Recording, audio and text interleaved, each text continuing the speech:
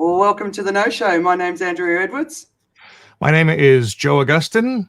And my name's Tim Wade, and you're in a show for the end of the week to find out what's been going on in the world and to get in the know. And we're going to have some news articles covered and some interesting discussion. We have a special guest, Andrea. We do indeed. Who wants to introduce him? I think we all know him. Okay, you go first, and I'll fill in the gaps. All right, here he is, all the way from Portugal. Early in the morning, Mr. Andrew Bryant. Welcome. Well, thank you very much, Ms. Andrea Edwards and Joe Augustin exactly. And Mr. Tim Wade. Yeah. You look cold, mate. Yeah, he does, doesn't he? Well, firstly, it is 7 a.m. in the morning, and according to my computer, it's 9 degrees outside. And so, yes, I am, as our friend Frederick Harren, the Swede, says, there is no cold weather, just inappropriate clothing. Okay. These are words that come from people who live in cold countries. These are words that people that can see that, but at least. So here's the thing, all right? I can put on a jumper and feel warm. In Singapore, you can take all your clothes off and still be sweaty. I'm having visualization problems now. Yeah, so am I. But Andrew, no, it's really great to have you here. So Andrew is known as an expert on self-leadership. You published a book. You've got a new book coming up soon. You're also a coach to the C-suite. Do you want to just give us a bit of a quick introduction to what you do and what you care about? Yeah, well, that's it's interesting. I went to an event last night, which for you guys there were I think there were about 120 people in somebody's very posh garage that was full of Mercedes and Ferraris, etc. And it was a sort of a business networking, a lot of startup people. And of course, you get asked what you do. And I guess, I always used to think I was a speaker and a coach, but I'm doing so much writing at the moment that, I felt like saying, well, today I'm going to introduce myself as a writer. But at the heart of what I do is, I guess, driven by my values of transformation, ownership, and impact. And I discovered these values some time ago when I did a survey of my clients, and they said that's what they saw that I did. Transformation is I'm all about creating change. Ownership, I'm all about getting people to take ownership of their own lives, and impact, making a difference. And so what wakes me up in the morning is waking other people up that they have the opportunity to change, take ownership, and make a difference. Nice. I like that. Toy. Yeah, well, I was looking for ROI, but return on investment, but instead I got TOI instead. Yeah, you can't do IoT. Well, you could be the toy boy. Yeah, it's been a bit late for me to be a toy boy, Joe, and I think for you too. Hang on, thanks for dragging me in. Naked and sweaty again. This is a circular problem we've got at the show today. I don't know what it is. Let me see if my technology. Okay. Yeah, that's it. It's fault. Yeah. All right. Do you want to? Yeah. Do you want to kick it off and get into the news that really struck a chord this week? Go. Yeah, let's do it, man. What people don't realize is that I'm doing all of the production in the background as well as doing the bulk of the reading. But anyway, okay. And you're doing it without telling anyone too. Yeah, no. Well, it's the first time I have, so thanks for that. Anyway, there's a story that's been building. We started talking about it last week, and that, of course, was the disappearance of the tennis star Peng Shuai. If I'm saying that incorrectly, I apologize. We've seen we started to see the tennis greats speak up and some of the tennis associations. But then earlier this week, in my news periphery was talk of boycotting the Beijing Olympics. And I didn't really pay attention to it for a few days. And then I started looking into it. And of course, it's been linked to this kidnapping or disappearance of Peng Shuai. I then read an article, and the title is, and please do look out for it in my weekend reads, it's called A Regime That Abducts Athletes is Not Fit to Host the Olympics. And it really goes into a lot of detail of the history of this happening.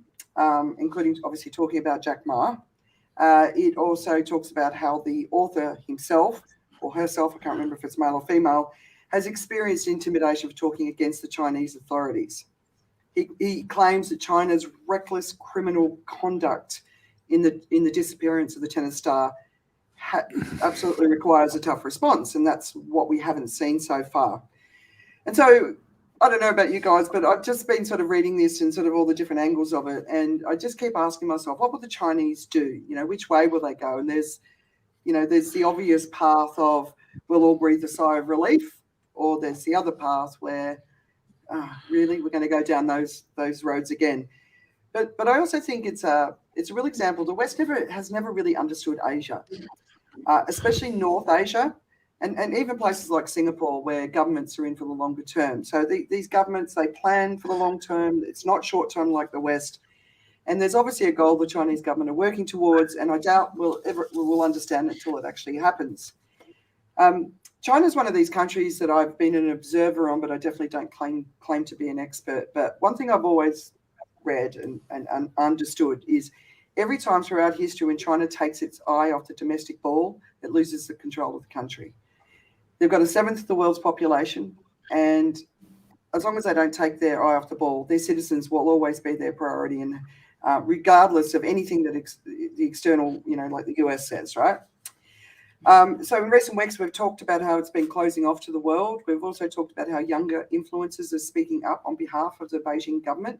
And if they do a great job, there's a lot of rewards. If they fail, it's not so many rewards. But another story on China this week, there's a song called Fragile. I don't know if you guys saw it. It's a viral pop song. And it's mocking the so-called little pinks. And this is a term which refers to young nationalists who rush to the defense of the Chinese government on the internet, which is something we're seeing rise. So an interesting time, I think, where does China go next? And obviously, if there is a boycott of the Olympics, that's obviously going to create a result one way or another, and not necessarily in the right way. I mean, what do you guys think? Are you paying attention to China?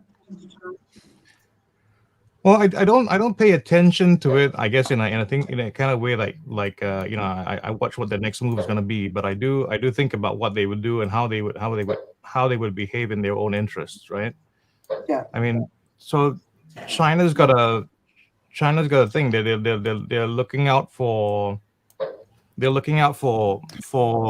their long-term growth as well, and they do have a huge economy on their hands. They have such a large population to answer to, not to answer to, but actually to kind of manage. So I think that's what they tend to do, right? And so when you have someone like someone who pops up in terms of pop culture, in terms of popularity, in terms of whatever, they do recognize the threat that is in terms of that bigger story of control.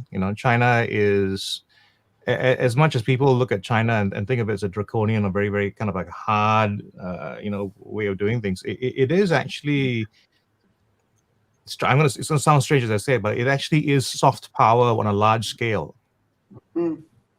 Interesting.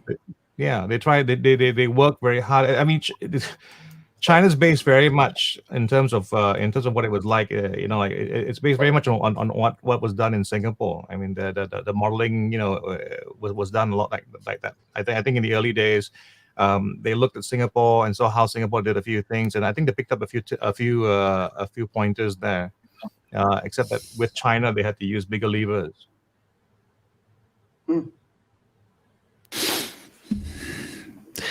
So,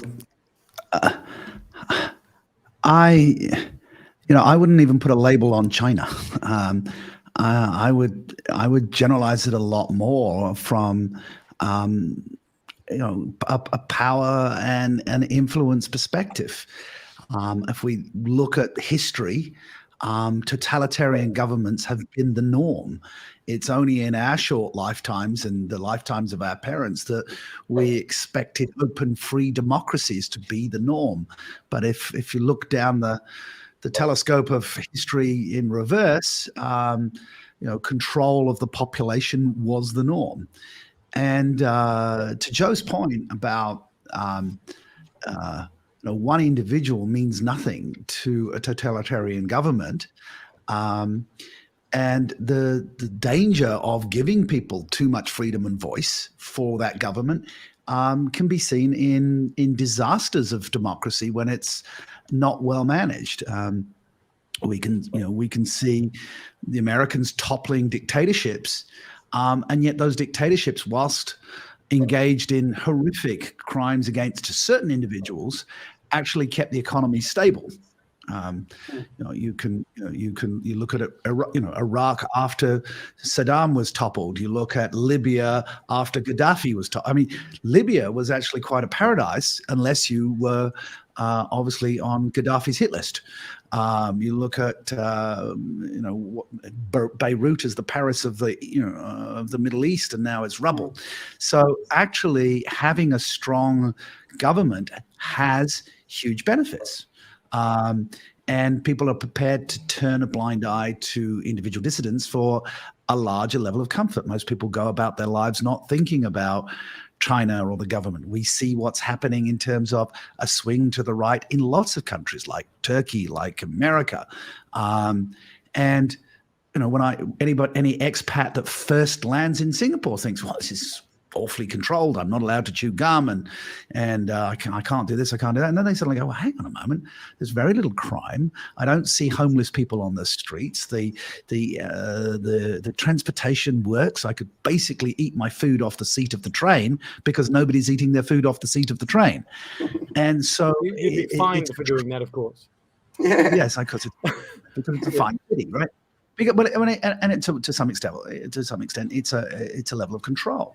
Yeah. I remember first arriving in Asia, spending some time in Singapore, then going across the border to Malaysia and reading the Star newspaper. And I'm reading the Star newspaper, and it's full of murder and rape and stuff like that. Malaysia's a terrible country. And I come back to Singapore and I go, wow, this is incredible. It all just happens across the border. And somebody said, they just don't report it here. So. Which is untrue, by the way. I'm out of Singapore now. I can say that, right? Oh no, I was doing research. I was trying to do research to try and write a story about murders in Singapore. I couldn't find enough cases. I mean, it could be from lack of reporting, but it's awfully hard to not have a murder recorded. Yeah. Well, yes. So your article I'm going to go on. You're going to send me off on a tangent. The point I want to make is a tennis star has gone missing, and it's tragic. Abducting a woman, bad. Abducting a woman who has visibility, very bad. Disappearing, right? Disappearing. We can't say is our interpretation of it, right?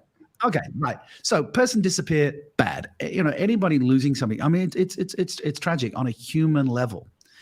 But the point about the point that I guess I'm taking from Joe is a matter of scale, right? I mean, people disappear and are disappeared. Rendition, extreme rendition is happening and has always happened. So I guess the point is I'm not just going to beat up on China. I think this is a question that we have to have as sentient beings is, what price the government that we live under, right? What is it costing us? What's the trade-off for some economic stability, social stability? Because it depends on whether you see that, the control versus individual freedom. For me, it's a much bigger philosophical question, unless you know that individual. And absolutely, we should say and hold people responsible for the disappearance of citizens as much as we can. But China's not the first to do this, and it's not the only one that's doing it today. Yeah, I suppose it's to me, it's not even just her story.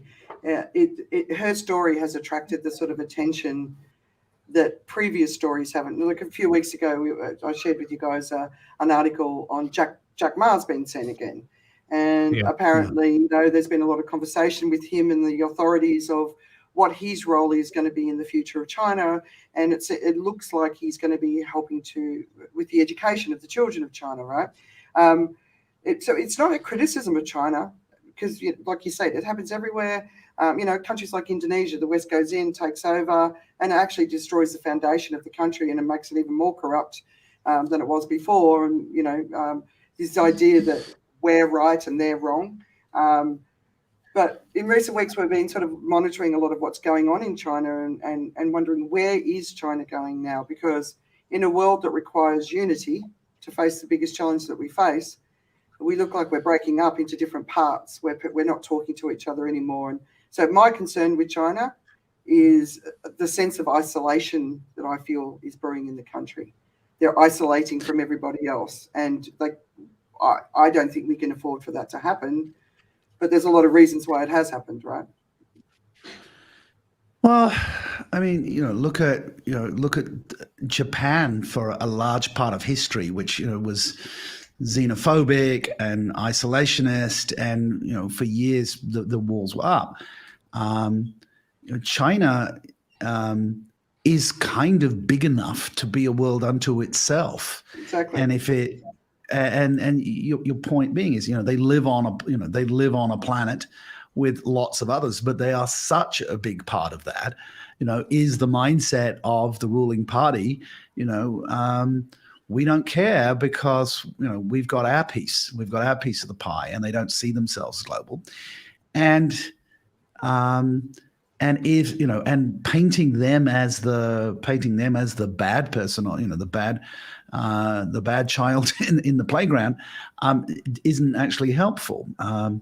So yes, I mean, if we look at recent history, there is definitely a swing to nationalism globally. We tried globalization from an economic perspective. We didn't do it very well.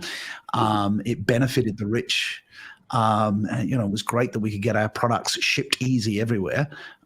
People are feeling the pain of that when their Amazon takes a while to come, or, I had to pay premiums to get a container to move my stuff from Singapore to Portugal. But the nationalism, it's this concept of going back to tribalism, and nationalism is just tribalism on steroids. Yeah. So it's terrifying. The epiphany that the mythologist Joseph Campbell said we should have all had was December 24th, 1968, when Apollo 8 comes around the moon, and we get that amazing vista of what's called Earthrise, where you see the surface of the moon and you see the Earth rising above onto the horizon, this blue-green planet hanging in this vista of space. And every religion on the planet has a very upward orientation to their god or gods. And so for the first time in human history, we literally got a God's eye view of our planet. And I'm interpreting what Joseph Campbell said, and I phrase it this way, that we should have had on December 24th, 1968, when I was 7 years old, this is one tribe, one planet, one future. Yeah. But if let's track the history from 68, we went the opposite direction, didn't we? Kennedy, who was fairly open to international relationships, was assassinated, and we've devolved into dictator states ever since. Yeah. So I'm afraid I'm somewhat pessimistic at the moment of the trajectory of nationalism. Yeah, and with the rising number of potential refugees, it's not a good sign either. So moving south of China into Myanmar, obviously there was the what do you call it? Earlier this year, what did they do? A coup, a military junta. Thank you. My blank brain. Anyway, we've been talking. I think it was last week or even the week before. We were talking about supply chains, especially in the fashion industry, and basically how devastating they've been. And there's been a big movement for a lot of the Western brands to take the factories basically out of Asia, Vietnam, Cambodia, those sort of countries, and moved it into Eastern Europe, mainly due to the pandemic. It might change. But in Myanmar, there was a really interesting article in Vice that I, again, recommend everyone read. And basically what's happening is the management of these garment factories are reporting their members, their employees, to the junta. And so these people are being picked up, arrested and shot. 90% of these people are women. They've unionized in the last 10 years and they don't want to go back to the patriarchy of military rule. So there's fashion brands that are still operating in these countries include companies like Mango, H&M, Bestseller, Westwood. Some of them I don't even know the brands, but it's a story of women's rights, huge suffering. The working conditions in these sort of countries are appalling. The women have been on their knees since the pandemic started and the economic crisis that's followed. But again, we've talked about it before. I just really want to encourage people, when you buy a brand, you've got to look into the whole story of the brand. If they're not taking responsibility for the supply chain, which isn't just the dignity of the workers in the supply chain, it's also how the environment is treated, then we've got to stop buying from these brands because, you know, the fast fashion industry, you know, we want it, they're making it. And we've got to stop wanting it because it's part of the reason that we're destroying the stability of our planet. I don't know. So, well, Andrea, my Andrea. So, for anybody who doesn't know me, I'm married to an Andrea, not an Andrea. Lucky man. I am a lucky man. I am. So yeah, I mean, so is it Carl? What's his name? Carl something, a designer. You know, he was. Lagerfeld? You know, he made. There, Lagerfeld. She loves his stuff but won't buy it.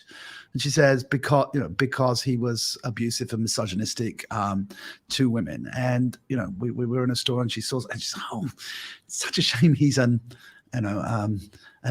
a-hole because you know I love your stuff, but I won't buy it on principle." So, you know, having just said I'm pessimistic about nationalism, I'm optimistic about the power of human choice when it's money, when it costs a company enough, they pay attention.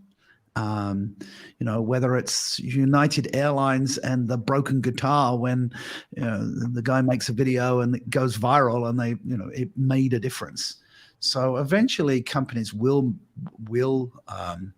respond to large movements of people moving away from them. But just on Myanmar, again, speaking to Andrea yesterday, we have a helper who we had in Singapore is from Myanmar. And when we left Singapore, we couldn't send her home to Myanmar because of the junta. There were no flights. So she's with us she's with us here. Her son, 15, went to visit a friend, but of course was coming home and left it just a bit late. And he was after the curfew and spent 2 weeks in prison. And thankfully, has been returned safely, but after a very traumatic experience. Houses in her village have been set on fire. And you're not reading very much about Myanmar. And Andrea said, why aren't we reading anything about Myanmar? I said, because very few journalists able to report out of there. And if it's not immediately on the front page of the news, people forget about large parts of the world. You, Andrea Edwards, are fairly unique in how broadly you care and inform yourself about parts. We tend to think about, well, do they have the product I want in my local supermarket rather than where did it come from and who has been impacted. So kudos to you for bringing that to everybody's attention. Well, I just think, there's 500 factories, garment factories making stuff, and we know that the people aren't being treated right. So we have to work harder. We have to work harder to understand where what we buy comes from and what level of suffering. So human dignity is a really big thing for me. We were talking about it a few weeks ago or last week, I can't remember, but the way that the garment workers have been treated since the pandemic kicked off, they've basically been dumped and abandoned. And those companies will come back and we'll keep buying from them, and they don't suffer any cost. And we have built a society that's all about turning a blind eye to the suffering that exists within our societies towards humans in our societies, but towards all life on Earth. And if we don't get that message and our role in it, then we don't have a chance of overcoming the crisis that the world faces, not just from a pandemic perspective, but from the climate crisis perspective. So it's time for us to wake up, you know. But part of the problem, I think, that we face is this: is about engagement as well. So the companies, you know, if a company wants to do some good, it has to sort of remain engaged. And like what's happening, what I saw in the article about in Myanmar was the problem for me was companies were pulling out of the situations like that, so that they become disengaged from the situation. Yeah. And therefore they would stop having any kind of influence at all. You know, I think if they remained in there and were to, I think if the world was a little bit patient in the sense to say, okay, there's a problem and we want to hear how you're going to fix it. That would be a better way for things to be done instead of the cancel culture that we seem to have. It's like, you know, you're doing this, you're involved with this, oh, you can't be a friend of that person, you know, and then so the safest thing is to just excise yourself from that situation.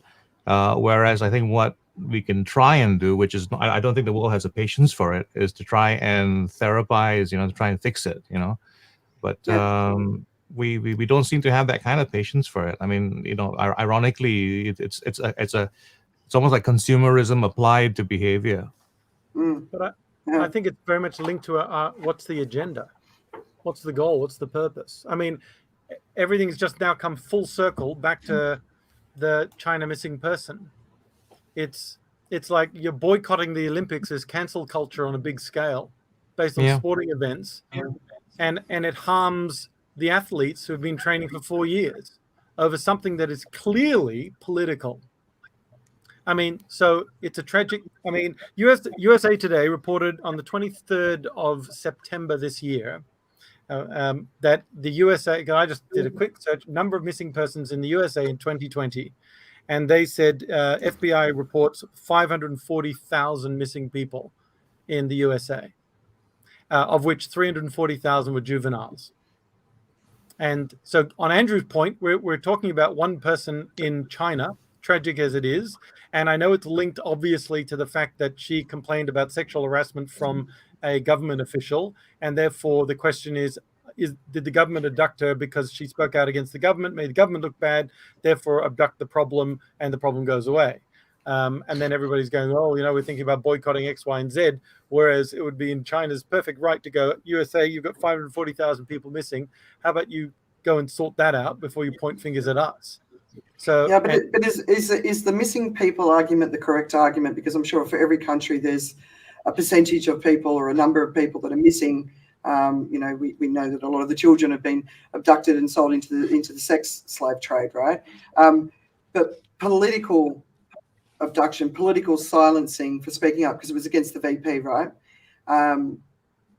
Is that acceptable? You know, a woman who was sexually harassed by the second most powerful person in China, the message that she doesn't have the right to speak up about that and that he can get away with it in the time of Me Too, right? This is a bigger issue than what you were talking about, missing people, because some, you know, if it goes to that, then why did America allow their president to be the president, not the current president or the past one? I mean, so it's just it's still what's the agenda? There's I'm not saying it's acceptable. I don't think it's acceptable, and the fact that that's happened is wrong and everything else. It's just that I would expect outrage. Where should the outrage come from? Should it come from every human? Should it come from the Chinese people? Should they be outraged and voicing their outrage, or are they too scared to voice their outrage? Therefore, the America has to be the outrage police on behalf of the world now. I mean, and then at the same time, so I keep coming back to what is the agenda? What is really behind in one sense, what's behind the finger pointing? What is the purpose? Because we've just seen, and we're in such an environment of distrust anyway, that we need a bad guy, we need a scapegoat, we need somebody to blame. And so it's like, if I can blame somebody else for stuff and everyone's looking at that, I can get away with whatever it is I'm doing. And I'm just in this confused state of not being able to trust anything. Yep. Andrew? No, Tim, I mean, it's not even that conscious. It's unconscious. I mean, it's just basic human nature that if I can be outraged about the behavior of somebody else, it makes me feel good and ignore, all the things that I'm doing wrong. You're absolutely right. I mean, it's way back to transactional analysis. I'm okay because you're not okay. It's absolutely a projection. So no, I think the thing about, and for America to be the outrage police, unfortunately, they've lost the moral authority, right? To be the outrage police, right? With Guantanamo Bay and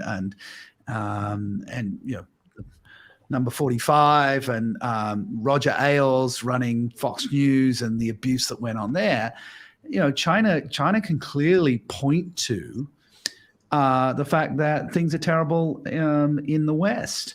I mean, with January 6th rioters, turning up in Eastern Europe and bolstering Belarus by saying, well, Belarus isn't bad. I mean, what's going on there is horrific in Belarus. And there's a January 6th idiot, right, saying, oh, I'm being chased down by the American government, so I'm seeking asylum in Belarus. And Belarus says, hey, see, we're not so bad. Oh, wow. Yeah. So I haven't heard that one. Yeah. Yeah, no, I suppose so. Okay. So going back to you're right, Tim. To bring up, I forgot to bring up the original reason why this all started was because she claimed that the VP, and am I correct with the VP? I've seen VP written. It doesn't mean it is. Sexually harassed her, and now she's been silenced. Right. So it's a women's issue. It's a equality issue, and equality is a big part of the global discussion right now. Equality slipped back by a generation. The ability for women to speak up, the ability for women to feel safe. So there's a lot of different reasons. So is it an anti-China issue? I mean, the people that spoke up weren't American. They were the tennis legends who come from all over the world, who have basically said we need to demand some repercussions here. So I don't know, but it all links at what's going on in China, what's been going on around China at the moment. It all sort of comes together. So. Yeah, but I think it's good. What we've discussed here is it's not a simple answer, and that's the key thing about news all the time. It's never simple. It's never straightforward. It's never necessarily what you're reading, right, Andrew? Well, I think, unfortunately, this is such a conflated issue. The issue is, should a woman be able to speak up against sexual abuse? Absolutely, yes, that's unequivocal, because using power to create some kind of sexual gratification for an individual, and male on female or vice versa, is clearly wrong. It has been going on since the dawn of time, and thankfully, there is a voice against that, and so it's irrelevant where geographically that happened. The women should be safe to say this is not okay. That opens the door to a whole other argument where the pendulum has swung completely the other way. So men are terrified to say, do anything, compliment women. I mean, I have lunch with them. Yeah. Oh, I know. I travel around the world, compliment. I'm terrified to compliment a woman on how she looks in any way, shape, or form. I'm trying to go, okay, I need to say, I've complimented you today on your insight and passion for the news and for justice, rather than saying you're looking lovely today, because it's dangerous, the latter, right, to personify, and yet everybody likes a compliment. So the world's gone mad on that. But I think the pendulum of Me Too, that it is not okay for men to use power to demand sex. I think that's a given. I mean, I don't think that's a morality that goes back to stone tablets. The Sumerians, some 3,000 years ago. We're talking about equality and that shouldn't happen. So, I think human morals say it's not okay. Human drivers, people are not thinking with their brain and not thinking equality when they do that. They justify it to themselves. So calling it out, whether it's in China, whether it's in America, whether it's in Singapore, whether it's in Belarus, wherever, it's wrong. So that's issue number one. Issue number two, again, is nationalist governments controlling their populations. If you let people If you don't organize people, individual power groups will organize them for you. So there's a payoff. The other issue is, how do you redress it economically? If you punish, if everybody leaves Myanmar, right, then how are those people employed? Right? I think, the advocacy, organizations who have political clout can do it. Ben and Jerry's in Australia, when they said, we will not serve 2 scoops of the same flavor ice cream until gay marriage is allowed in Australia.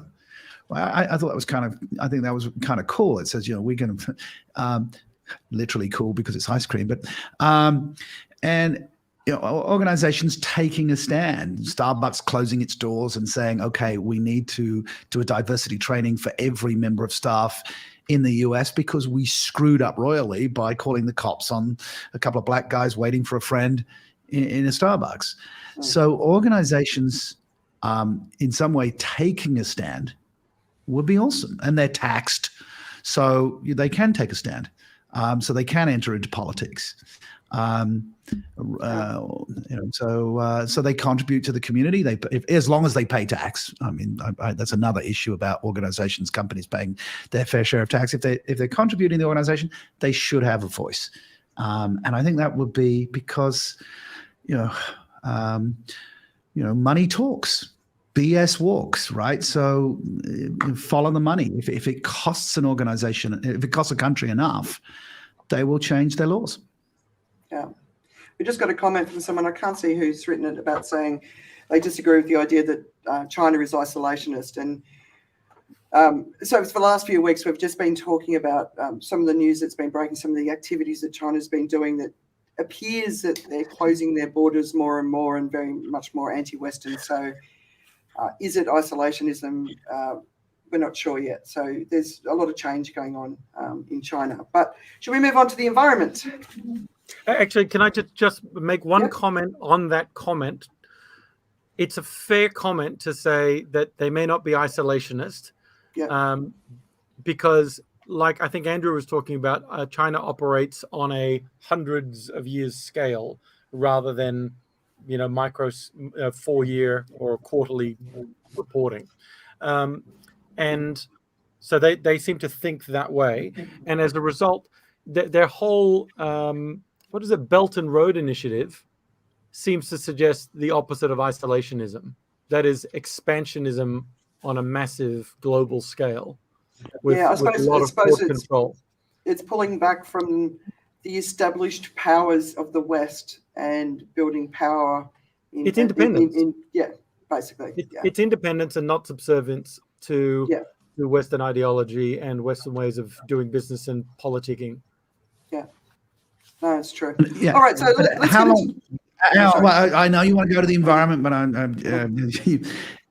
but again, history, for most of recorded history, the power has been in the East. I mean, China is a 5,000-year-old society, whereas America was discovered in the 1600s, right, and has only risen to power. So again, our perspective of that the West or Europe should be the center of power is actually very narrow from a scale of human recorded history. We're just returning the pendulum back that way.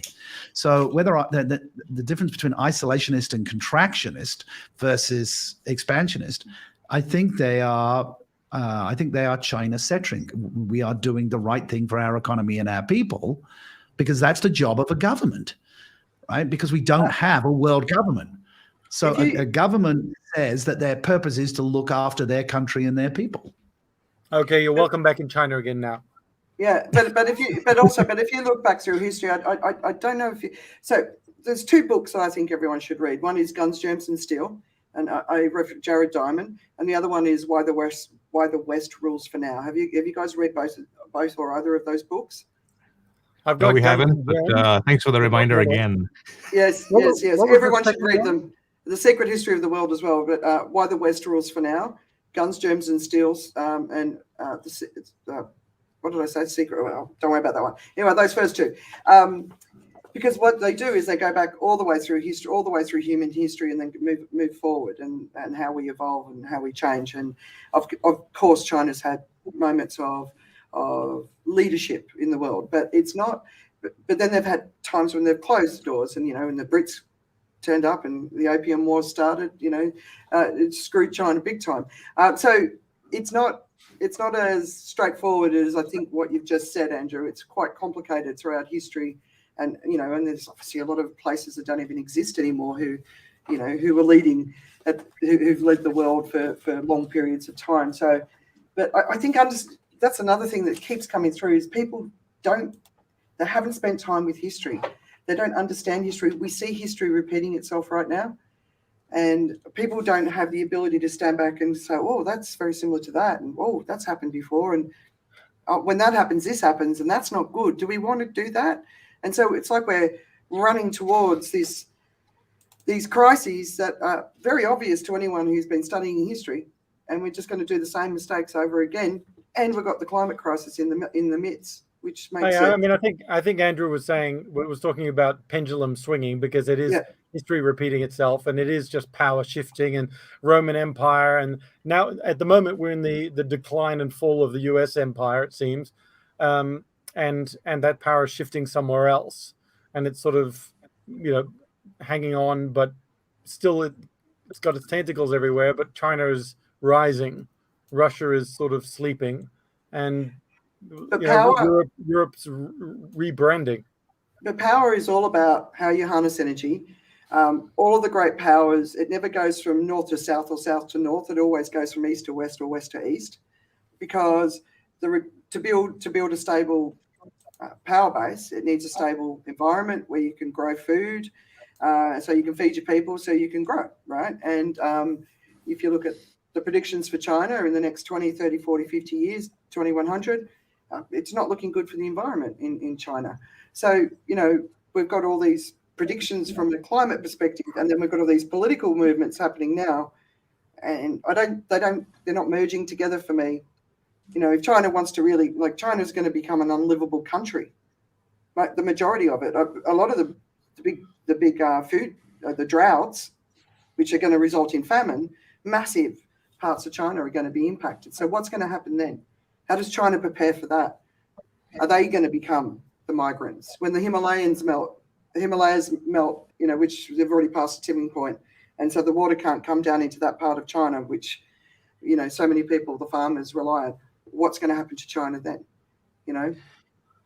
Well, I look at it this way. In terms of what I thought China was trying to do for quite a while was to engage and be friendly and to be nice and to have everyone accept them. And I think they didn't do that in an insincere way. I think it was very much a bid by them to do that. But I do think there's a lot to be said about what rejection feels like. Because I think China's been rejected. China's been that person who's been the neighbor, who's brought the pies, who's been saying hello, sending you birthday cards, and doing all the stuff. And it's been doing a lot of stuff, trying to be nice. And then when it comes to who's the bad guy, China. So it's that's I think that's part of the problem. Is it's a rejection at a grand scale. And I think, like human beings, if you get rejected enough, you go like, you know what, I can do this myself. Screw you all. And it changes the tone. So I think that's what happened. China got rejected to the point where we go like, you know what, we don't need you anyway.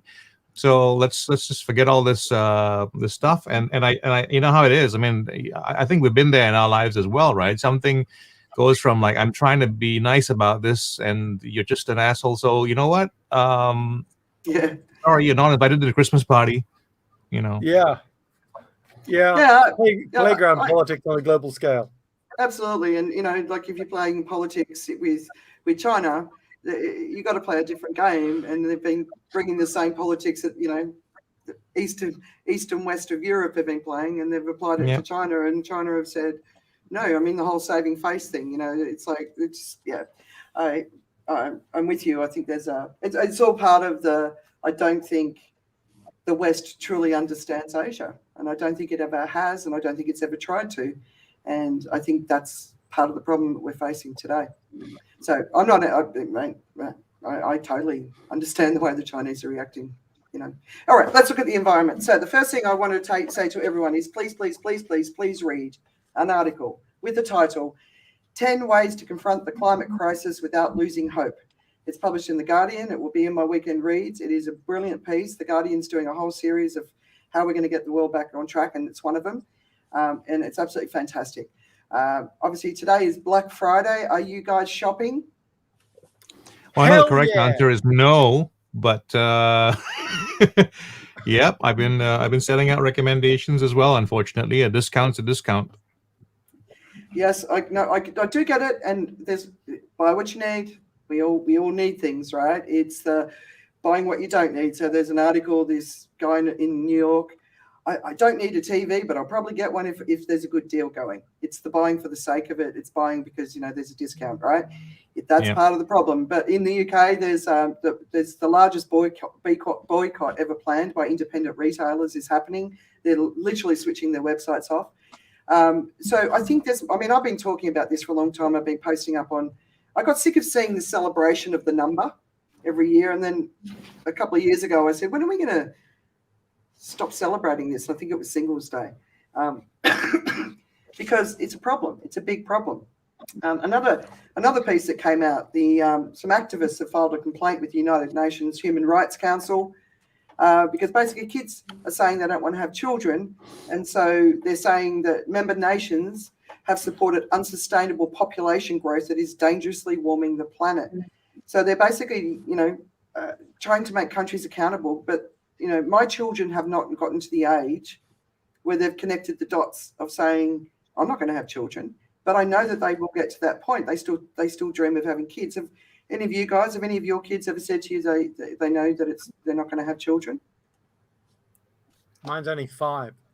Yeah, obviously you're not yours. You've got the youngest. Well, my daughter Tasha, who just turned 16. Oh, you're back. My daughter Tasha's just turned 16. Oh, am I muted? No, you're out of sync. Hello, can you hear me? It's just a bit of a delay now. Hello, am I on mute? I'm out of sync. Oh, okay. Yes, I'm sorry to that. Well, if I'm a bit jerky. Am I jerky? Okay.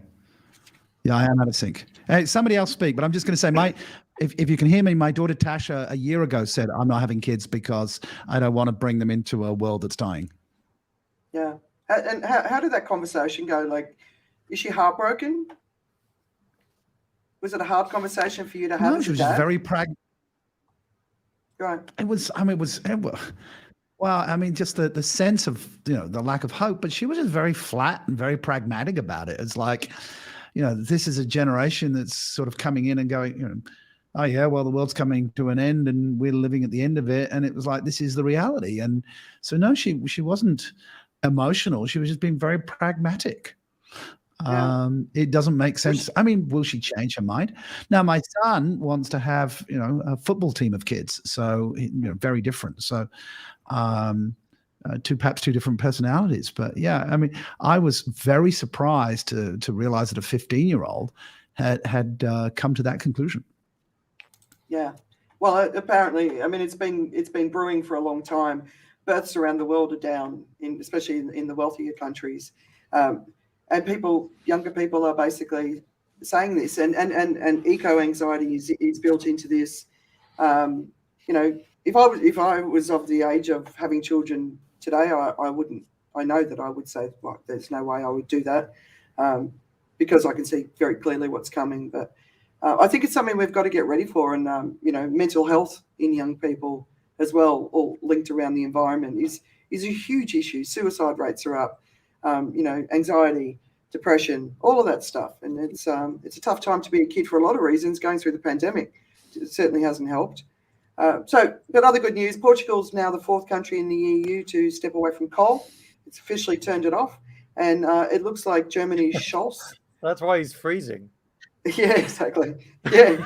Well done, Portugal, and Germany's Scholz, who's going to be replacing Merkel.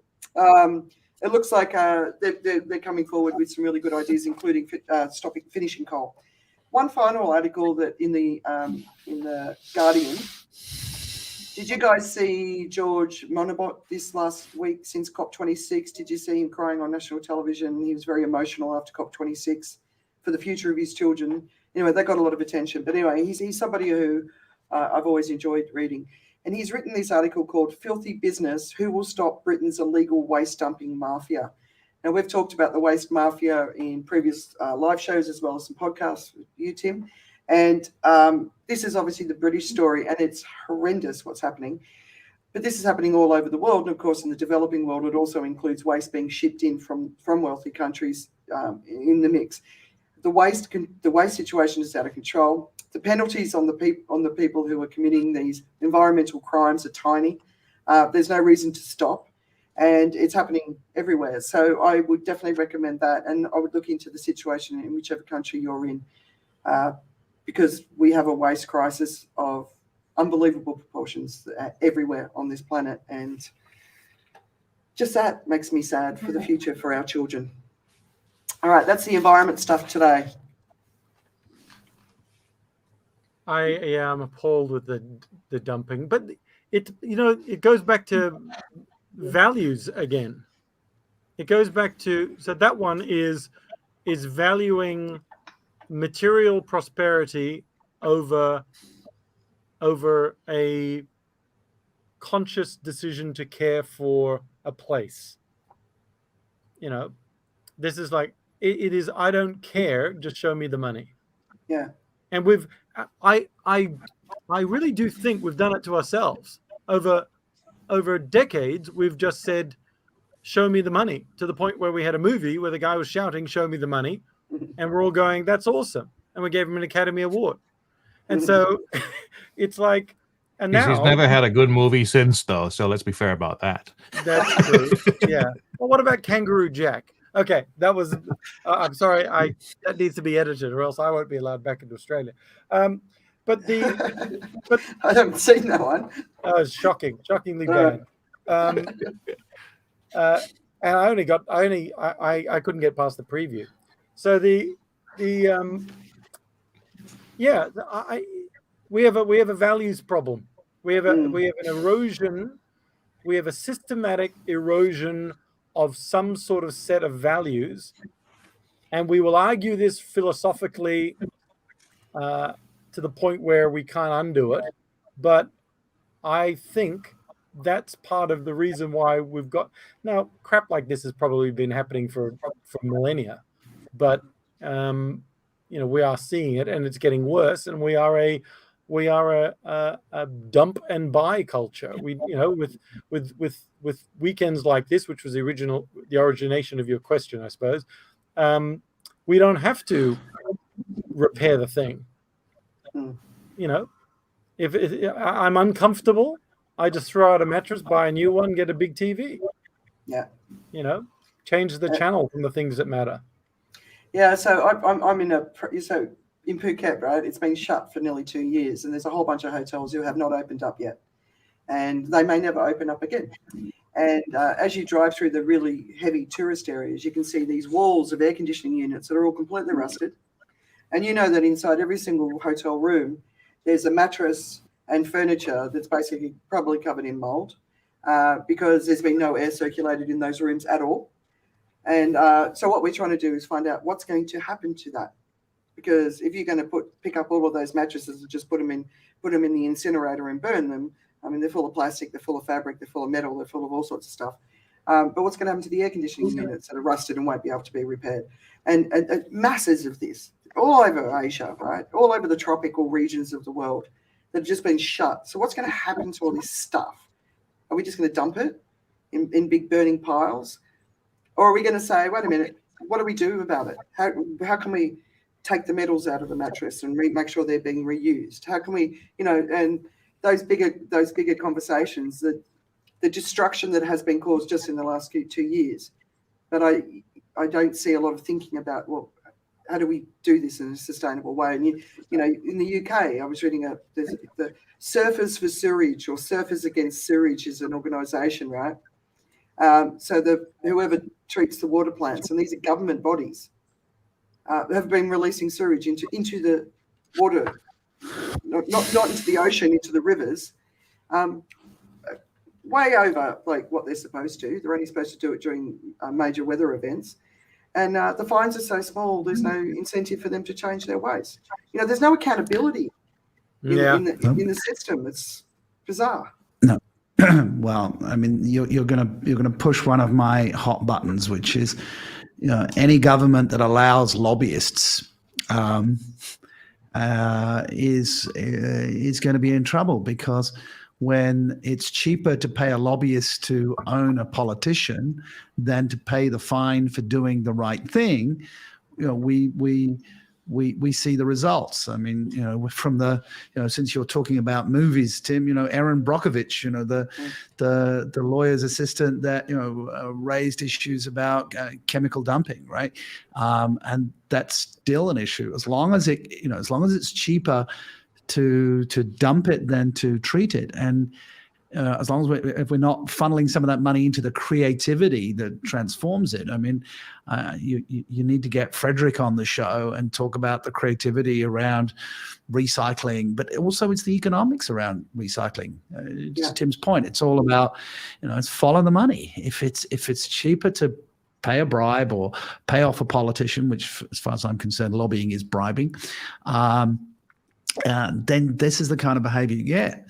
And often we get the government that we deserve, because if we can elect these people and we elect them, but they are not accountable to the electorate, and then they're accountable to where they're getting their money from, then this is the result that you're going to get. So you have to go back to cause. Yes, dumping is bad. But yes, they make a lot of money, and they have no accountability. So bingo, this is what you get. Yeah, turning the world into a rubbish dump. And which you reminded me, there's another article this week which talks about in Australia the amount of bullying tactics that are being used against environment activists. Did you guys see that? I shared it last night. It's shocking to, you know, what's going on in the government's name to silence voices. You know, young people are being jailed for 12 months, and that's the equivalent jail time of serious crime for standing up. That was the guy stopping the coal mining. He was standing on the train line, terrible. Right? That's terrible. And you're like, you know, the Australia I grew up in, and I know we've all lived in Australia, right? The Australia I grew up in just feels like such a long way away. David Lim sort of mentioned something about it the other day, and I said, when I grew up, Australia felt like a kind country, and you know, now it feels like a mean country, you know.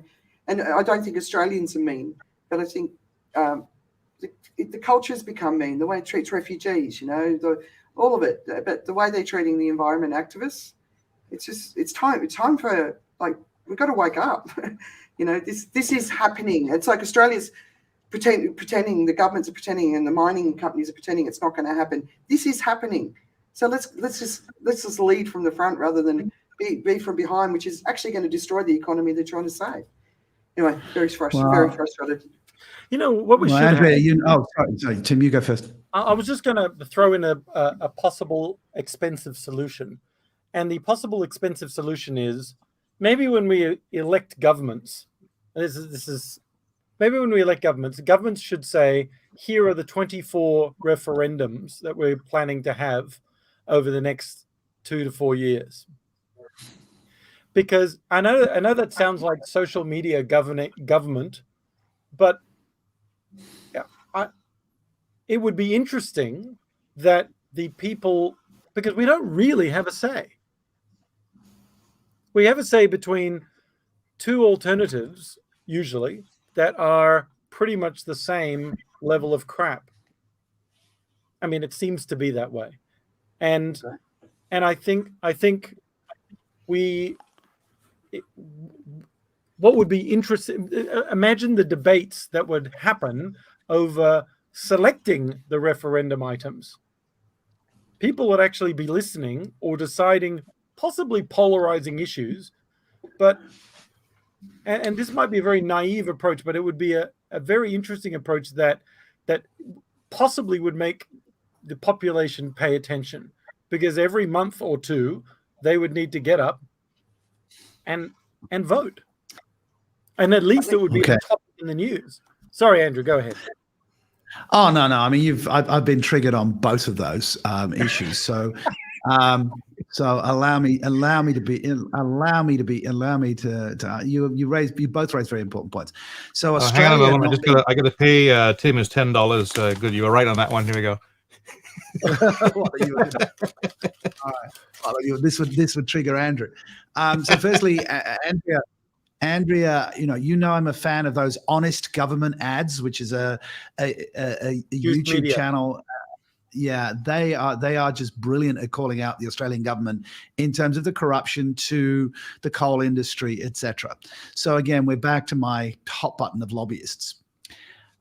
Tim, your referendum idea, I agree and disagree with from this perspective. I agree that people need to wake up and take ownership of the governments that they elect. People abdicate their responsibility and then complain afterwards.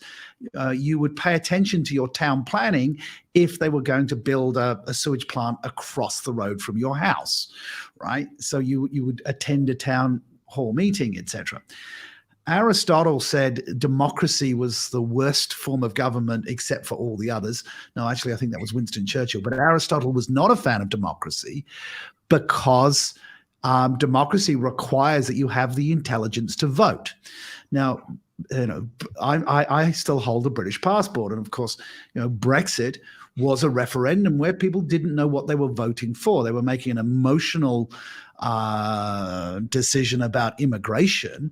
Brexit was never about immigration. And, now living in Portugal, I wish the UK hadn't left the EU. Because people didn't understand the issues. And now, they've said, oh, well, I didn't realize all these problems would happen. Empty shelves, more expensive petrol, queues everywhere. I just didn't want there to be more foreigners, right? So people don't understand the issues. People should understand the issues, which is what the purpose of this show is. But people should be lobbying their member of parliament. They should be informed about what's happening, and they should take responsibility for the sake of their children. So everybody should have to take a driving license before they drive a car. Possibly people should have a parenting license before they have children, but they definitely should inform themselves before they go to the voting booth. And they don't do that, do they? Because they don't have free will, because they vote for the party that their parents voted for most of the time, which is the reason that I nicely segued to the point I wanted to talk about today. Yeah, nice. I also well, actually, what you just said is they don't have free will. They actually what you said though is they have free will, but they abdicate it. Well, very good if you picked up on that, what you heard me say. What I'm about to share with you, it's a paradox. It absolutely is a paradox, is that we need to inform ourselves, what is the choices that I'm making? Right? Because just before we go into the free will, because we do want to focus on that. But there's other things, right? When we talk about that, it's media and social media and the information bias and the algorithms that you are, I know a lot of people who voted for Brexit and told me their reasons, and I just feel annoyed that my children have lost their opportunity to be able to freely move across Europe in a future that's so uncertain from a land base, right? Having more choices is good for them. So I feel annoyed about that. But the other thing is, I think from a demographic perspective, we're getting to the end of the boomers being very dominant in voting. We're not at the end of it yet, but I think we need to drop the voting age to 12 because this is the future for the children that we're fighting for, and I think we need more children with the right to vote, and it will completely upend politics, completely, because so much of what they do is geared towards the people that they know are guaranteed to vote, and historically that has been boomers as a dominant group. So I'm all for dropping the vote. And in Scotland, they've dropped it to 16. I think they're looking at dropping it to 16 in Germany, but I think we need to go down to 12. High school and up, they should be able to vote. That is interesting, and I find that interesting. In America, it might have to drop to 5 because I've seen that. Are you smarter than a 5th grader? That's a good show. Oh, there's an argument. There's an argument for the age of 6. Isn't 5th grade 12 though? No, 5th grade is not 5 years old, my friend. Oh, watch these people struggle. 11. Everybody, it's 11. 11, yeah, okay, 11 and 12. So yeah, you're quite right, Andrew. But I think I do think that the Brexit argument against constant referenda is because Brexit was a one-off and everything piled into it, xenophobia being one of them. So if it was a constant thing where it became okay, like if Britain had another referendum now, because of the disaster of Brexit, I think a lot more people will go, okay, this time I'm going to just really think about it. You know. Also, enough people have died since Brexit, since the actual vote, that because the percentage was so close, right? Enough people have died since that actually it wouldn't go through. Yeah. By the time it was actually, enacted, enough people had already died, and obviously we've had COVID since. So yeah. But Anyway, hopefully that was a wake up call. Trump, hopefully that was a wake up call, because are we going to keep going down this path? But all right, let's move into COVID because I'm really looking forward to the to our free will discussion. But COVID's been big this week, right? So we all woke up to the news that there's a new strain in Africa. Officially, so far, I've seen 22 confirmed cases. It's been described as the worst one we've seen so far, and has the potential to evade immunity. I think, like we've said before, we always be very don't panic when you hear these things. For a mutation to become a global crisis, so many things need to happen, and there's been ones worse than Delta that just haven't taken off. So we don't know if this is going to take off. England's already closed down a bunch of countries in Africa. But it's definitely very different to the one that emerged. So on the other side, there's a lot more conversations around mandates. Austria's looking at putting a vaccination mandate. People are absolutely opposed to mandates. Like if we don't want to have these variants that basically wipe us all out because we keep allowing these COVID to run around in our societies, mandates might be the only way out. But so if we want to talk about that, but we've seen the protests in Australia. We've seen protests across Europe. I've seen people on social media saying, we're rising, and it's like, you're not really. 90% of Melburnians, 90% of Melburnians have been double vaccinated, 90%, right? So a maximum of 10% of the people are rising. It's not a dominant sort of force, so I'm kind of a bit over that. But where in Europe, they're projecting 700,000 more deaths by March next year. The anti-vaxxers, people in Germany, are saying they're plunging Germany into a death spiral. So we've seen protests in France where the anti-vaxxers have been beaten up by people with sticks because they're so annoyed with them for being out there protesting. Lavinia Tanner. Sorry, we shouldn't be laughing at that one, but the way you said it was humorous. I'm sorry. The topic is serious. You delivered it in a humorous way. I'm sorry. Well, sometimes you've got to have a smile, right? Lavinia wrote a really great piece because she's got the Singapore and the German context, and it was published in Channel News Asia. If you get a chance to have a read, and there was this. She said a couple of things that I love, but if the pandemic has taught us anything, it's not to get too cocky about any wins. It rarely lasts for long. No one country is acing it. And it's just like, amen, something we've been saying all along. And this has happened as Germany's now passed 100,000 deaths. And the health minister stated this week, Germans will be vaccinated, cured, or dead after winter. So, because Germany's still in the sort of low 70s from a vaccination rate, right? So, I don't know. Look, we've been talking about this for a long time. The logical, obvious choice is we say, right, we're going to do this, and we all do it, and we all do it at the same time, and we get to the end of this. Well, this is going to go on for a couple of years. I saw a video of a couple of kids talking to us from the future, from 6 years from now, and they were talking about COVID, and basically saying, you guys took away our childhood, and I don't know, I watched it, and I think those kids were right. If we don't get this right, in 6 years from now, those kids will be saying we took away their childhood. Because that's the way viruses work, right? Okay. I mean, my comment on when you led with, this new variant in Africa, my thought was, what a shock. I mean, we vaccinated ourselves and everybody avoided helping Africa, and Africa didn't seem to help themselves. But yeah, and we've been saying this on the show since the start of the show, and before. It's you got to vaccinate the world. You can't just vaccinate yourself and cross your fingers. So, and there are places in the world that they it's too expensive for them to get a test kit. It's too expensive for them to try. It's too scary for them to go to the hospital to say that they've got something. So we just got to send in people to help them. But at the same time, when you do that, and with all the corruption and everything else, that makes it a bit more challenging, and the profiteering from it makes it a lot more challenging.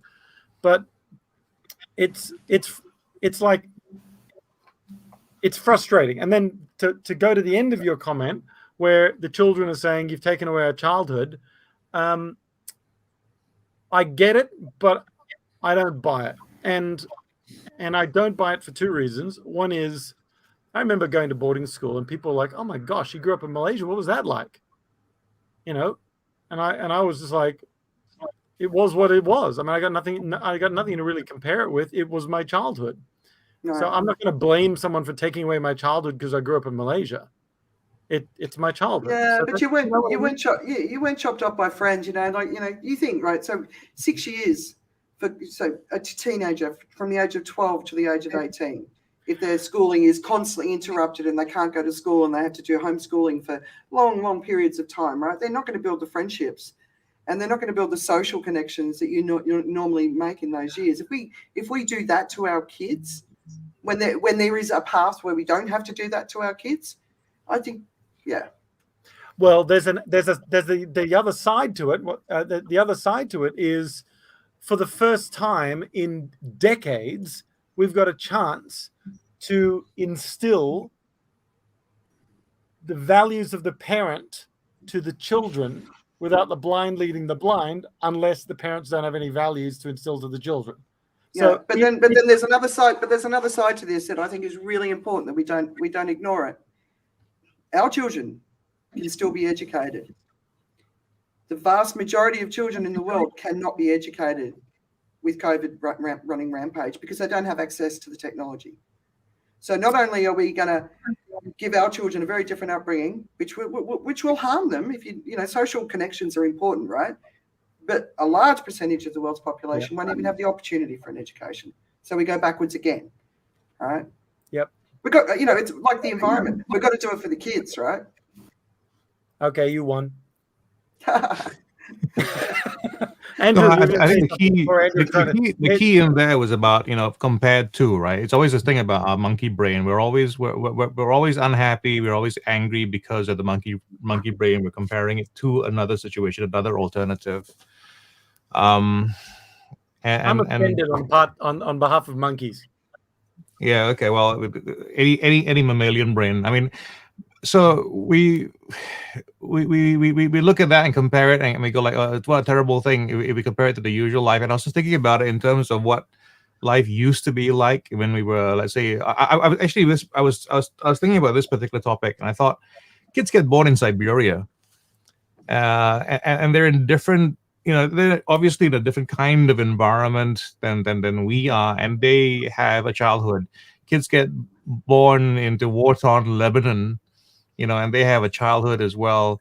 And I think the problem is what we have right now is the overconnection of the world. The world's connected so much that I can have, I can literally be enjoying my cup of coffee, and I can go online to go, oh shit, that's a better one over there. That's really what's happening in our world. We have, which is why I think I like making a full turnaround to the China story earlier today, right? We're talking about that as well. We can't imagine perhaps how life in China is good or what they enjoy, but they have a different kind of environment that they're exposed to on a daily basis as well, and they have a different way of a different reference, right? And so maybe they are referencing a life that was a lot more draconian, a lot less free, a lot worse. And so for them, the life that they've got right now as a result of what's going on with the China machine moving forward is pretty good. And there are a bunch of people who want to spoil it, for them. So I think yeah, it depends. It depends which social media you've been cruising, because I think then you'll decide that you've had your childhood stolen. But I'm with Tim on this. If parents, for instance, use this opportunity right now and go like, well, thanks for that, thanks COVID, you made us spend more time together. We played more board games than ever, and I can't remember having more cruises. Yeah. Yes, and causing more environmental problem. But yes, But again, Me. Joe, we speak from a place of privilege. Like, absolutely, no Absolutely, question. absolutely. For my children, you know, but the amount of girls that have dropped out of education in the last 2 years, not good, you know. So, Yep. you know, when we speak only from a place of privilege, and I totally agree with you that, you know, there's such a different lens from so many different angles, and we always need to remember that. But yeah, but there is a lot of suffering. All right, should we move on to our theme? Hey, Yeah. did Andrew want to say something? Because there was 7 bazillion triggers going off, and I saw triggers happening everywhere. Nope, you're all good. No, he's getting Well, ready. He's focused. well, I can. And look, I mean, you know, I don't think it was a bazillion, but there were several conflated topics there. From, you know, we went from a new African variant to the economics of vaccinating the world. We'd already talked about nationalism. You know, the challenge is global problems that are being addressed on a national level. Of course, there were going to be new variants. And to your point, Tim, really, surprise, there's a new variant. There are going to be multiple new variants. And then we got to children, which of course gets emotive, because I'm currently separated from 2 of my children. I can't just jump on a plane and visit them because of COVID restrictions. And they are, you know, they have been homeschooled for the last 2 years. They are going to school in Australia starting in January, providing they get there and it doesn't get shut down and the schools stay open. And they are so looking forward to that socialization aspect, but also terrified of it, of course, you know, because bullying exists. And so they'll have socialization, but also the challenge of that. So I like your point, Tim. You know, it is what it is. What about kids that grew up during, you know, in the countryside in the Second World War because they were evacuated from the London Blitz? Did they survive? Yes, I guess so. So it is perspective. It was a huge dump of perspective, Andrea, and too hard to break it all down into pieces. But as a father, you know, I have been concerned about the socialization of my children because of COVID.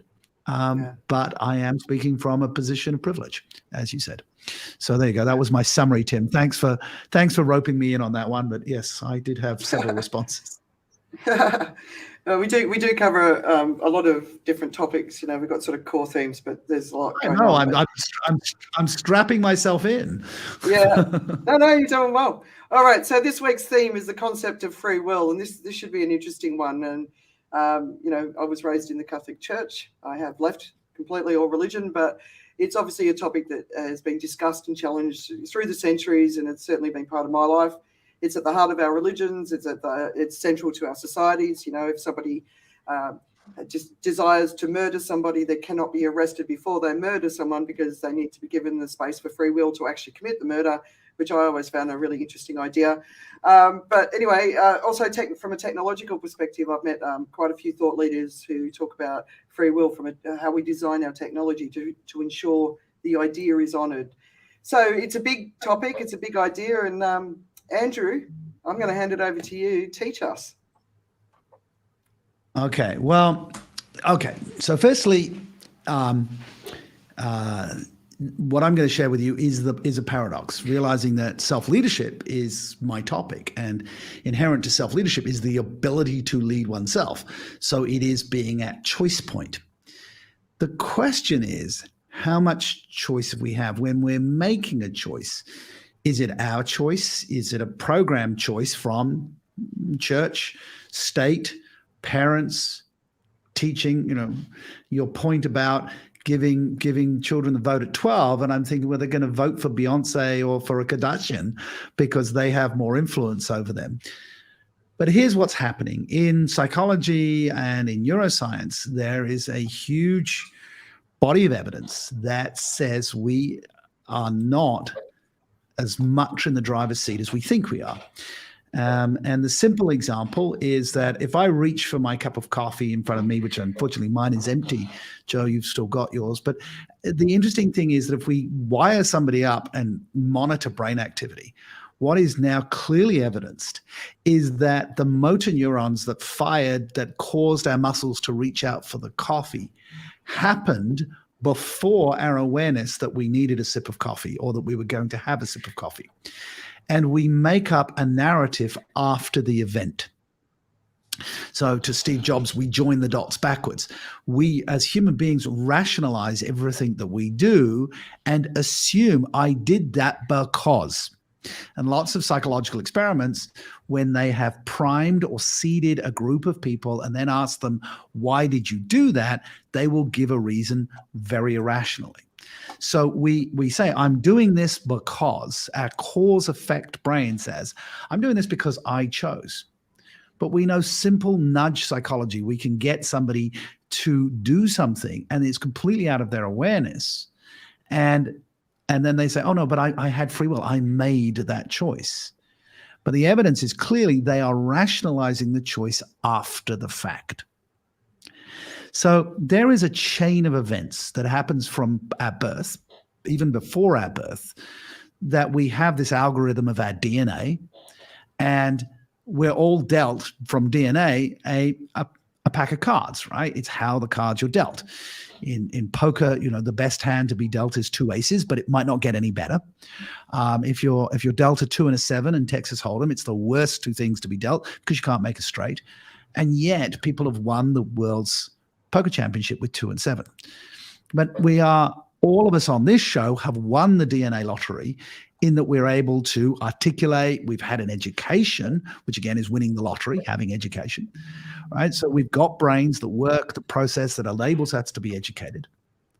And yet a huge part of the population are dumb as a bag of bricks. Now, that is politically incorrect to say, but it's a fact. There is an IQ test that the US military gives applicants, and it knows below a certain IQ level, there's nothing they can do. They can't even train them to fire a weapon, and they won't admit them, right? 25% of inmates within the US federal system are below this IQ and or have some level of traumatic brain damage, which means that their impulse control is not sufficient to make the decision.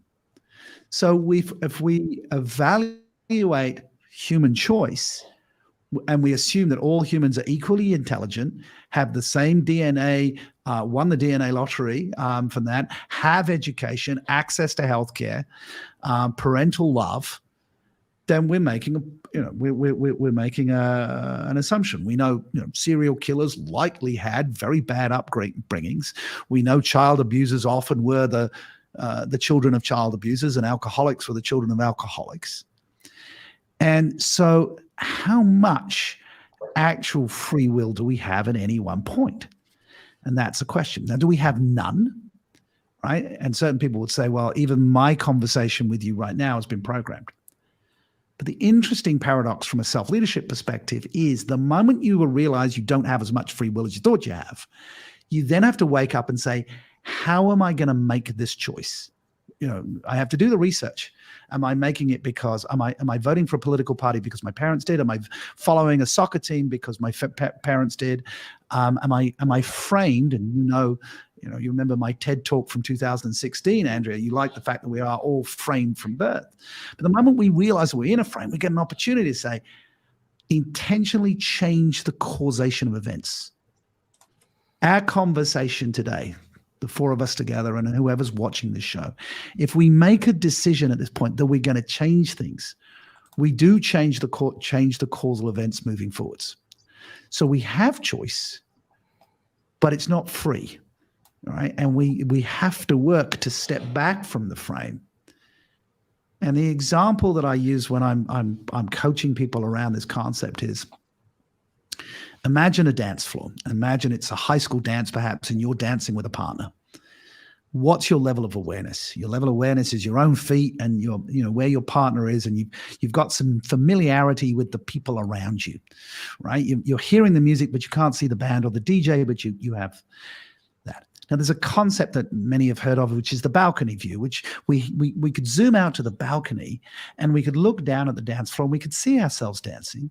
We could see our partner, and now we can see the band or the DJ, and we can see the people standing around the edge of the dance floor and the people queuing up at the bar and the people that are completely disengaged, and we can recognize the pattern of the dancing. But that's not enough. We have to zoom out again to the rafters, or we need to take a drone view and look down at ourselves on the balcony, looking down at the dance floor, and ask ourselves, but what judgments are we making? Are they good dancers? Are they bad dancers? Are they good people? Are they bad people? What is the history that I have with these people? That awareness, that our very observation is already colored. And on a day-to-day basis, we don't get that much time for mindfulness and reflection on the decisions that we are making. The paradox is we need to make choice, and yet we have already been programmed for a huge number of our choices. There you go. That's my teaching, Andrea. No. It's a really interesting idea. So the idea that our programming actually, until we are capable of stepping out of our programming, we can't exercise free will, basically, if I summed Correct. it up. Yeah? You summed it up very nicely. You summed it up very nicely. Yeah. It is. It's. I've never thought about it that way, but it absolutely makes sense to me. Tim, I'm very curious to hear what you think. So my summary of what Andrew said, but by the way, I really like what you said, Andrew. My summary of what you said is we have free will. Well, I love we have the choice, but it's not free. I mean, I think that's really nice. But let's go back to the term free will. So we have free will, but it is, but we're not consciously activating it. We are allowing ourselves, in a sense, to go with the algorithm. Yeah. We're inside the frame, right? Yeah, a lot of those things are culturally addressed, and what we basically do, and the way our mind works is we get all this information come in and we process it based on a number of filters, and those filters are learned from school, from culture, from religion, from television, from the media, from people around us and brothers and sisters, and where you were born and that sort of experience, whatever it is. And we have those filters just to be able to make sense of information coming in faster. Once we determine what something means, we operate by that. What Andrew is saying is that there's actually a step prior to that. It seems that some of these, perhaps those things that are firing in order for us, because we're about to take that cup of coffee, is because of those, possibly because those filters are picking up sensors and something, I don't know. But we're letting those filters operate ourselves, and it sounds to me like what Andrew's saying is we need a sense of awareness that we have filters, and then a sense of exploration to understand our filters, and then to ask ourselves, are those filters the filters I want to be running my life, and do I want to change the programming to get a different result? Can I just add one more thought, because you just reminded me when you were talking about the coffee example and the neurons, and they're measuring the brain for activity, right? So I did a leadership course with Deepak Chopra a few years ago, and he said there are more decision-making neurons in the heart than there are in the brain. And I thought that was a really interesting idea, because we always presume that our thoughts, our thinking comes from our brain. Whereas, when you sort of said that, maybe it's not the fact that the brain acted after the fact, maybe the decision was made somewhere else, and that's part of, we don't understand that. We don't understand, like maybe it was the stomach or the tongue. Maybe that was where the decision was made, right? Okay. Well, much as I will hold back my perspectives on Deepak, look, here's the thing. What did your mother eat during pregnancy is going to affect your taste buds, right? So if your mother ate spicy food during pregnancy, you're much more likely to enjoy spicy food. If your mother ate sweet things, while you were in utero. That's going to actually affect your sweet tooth, right? We look at, go to an American theme park and see obese people with obese children. But was it started even, was the chain of events started before? Now, whether these people can step out of that cycle is tricky. Do we make decisions with the gut? Well, Dr. Candace Pert, author of the book Molecules of Emotion, the woman who felt she was robbed of a Nobel Prize because she was a woman, who discovered endorphins, feel-good chemicals, discovered feel-good receptors in the gut. So actually, it's much more likely that you make a decision with your gut than your heart. There are very little decision-making. The heart is, of course, impacted by the vagus nerve, which comes straight down from the brain. So I would go for the gut than I would with the heart if you're going to look for anatomy. But it is an entire genetic makeup. We are coded way before birth in utero. And again, to a biblical comment, and here's one for Tim, the sins of the fathers shall be manifested unto seventh generations, right? So we are also living out some level of heritage as well. So the legacy of our decisions that we're talking about on this show will go forwards for a number of generations. Hopefully there are those generations. The planet is around long enough for us to have 7 generations. So, yeah, Tim, you're absolutely right. But the actual term free will is just debunked in science, whereas choice is. Now, you could say that they are semantics. They're replaceable terms, but in science now that there is, in psychology and neuroscience, they're making that distinction between the two things. All right, so when we think about what we would like to obviously encourage people to do is to get themselves to the point where they have free will. They're back in control of their life. They move outside the frame and they build. Well, but even then, you're going to build your own frame. But how do people do that? Like, for me, self-awareness. So understanding your emotions. Not being in control of your emotions, not letting your emotions be in control of you, especially the negative ones, or even the positive ones, right? If it's too controlling, but self-awareness, understanding yourself, how you feel, how you think, why you think it, where it came from, getting rid of the ideas that were given to you that don't necessarily reflect the way you think. To me, that's a really critical part. So, Andrew, from your perspective, how do people reduce the power of the framing? Well, I think we can forgive ourselves so much more, right? Yeah. My wife Andrea, is fond of saying, well, hey, self-leadership yourself, which is hilarious because I've written 2 books on self-leadership, and does that make me immune to being triggered? Of course not. You've seen me get triggered a couple of times a day. And there are certain things that trigger me. And when I started my own journey of self-awareness and self-discovery and started talking about self-leadership, I'm like, where did a lot of this come from? And one of my sisters said years ago, she said, well, you're just being dad. And I'm like, oh my God, I am just duplicating my dad's patterns, right?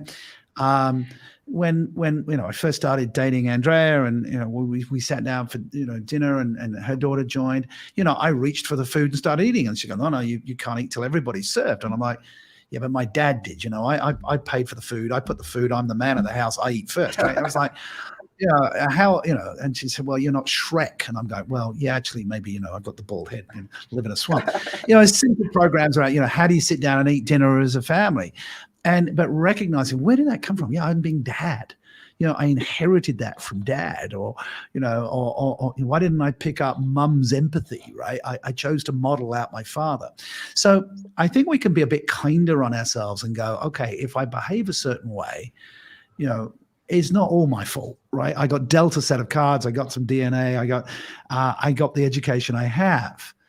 And so I can be kind on myself up until now, but not make an excuse going forwards. And I think this is the key point. Yeah. It's a personal ownership of this. This is the deck of cards I got dealt, but how am I going to play them moving forwards? And once you've had that epiphany. Yeah. Yeah. So you're removing the option of blame. You're looking at a process, but don't allow yourself to blame. don't allow yourself. Yeah, be kind Well, to yourself, but yeah, don't just like don't keep yourself going. or others, right? Yeah. When you talk about blame, it's yourself or others.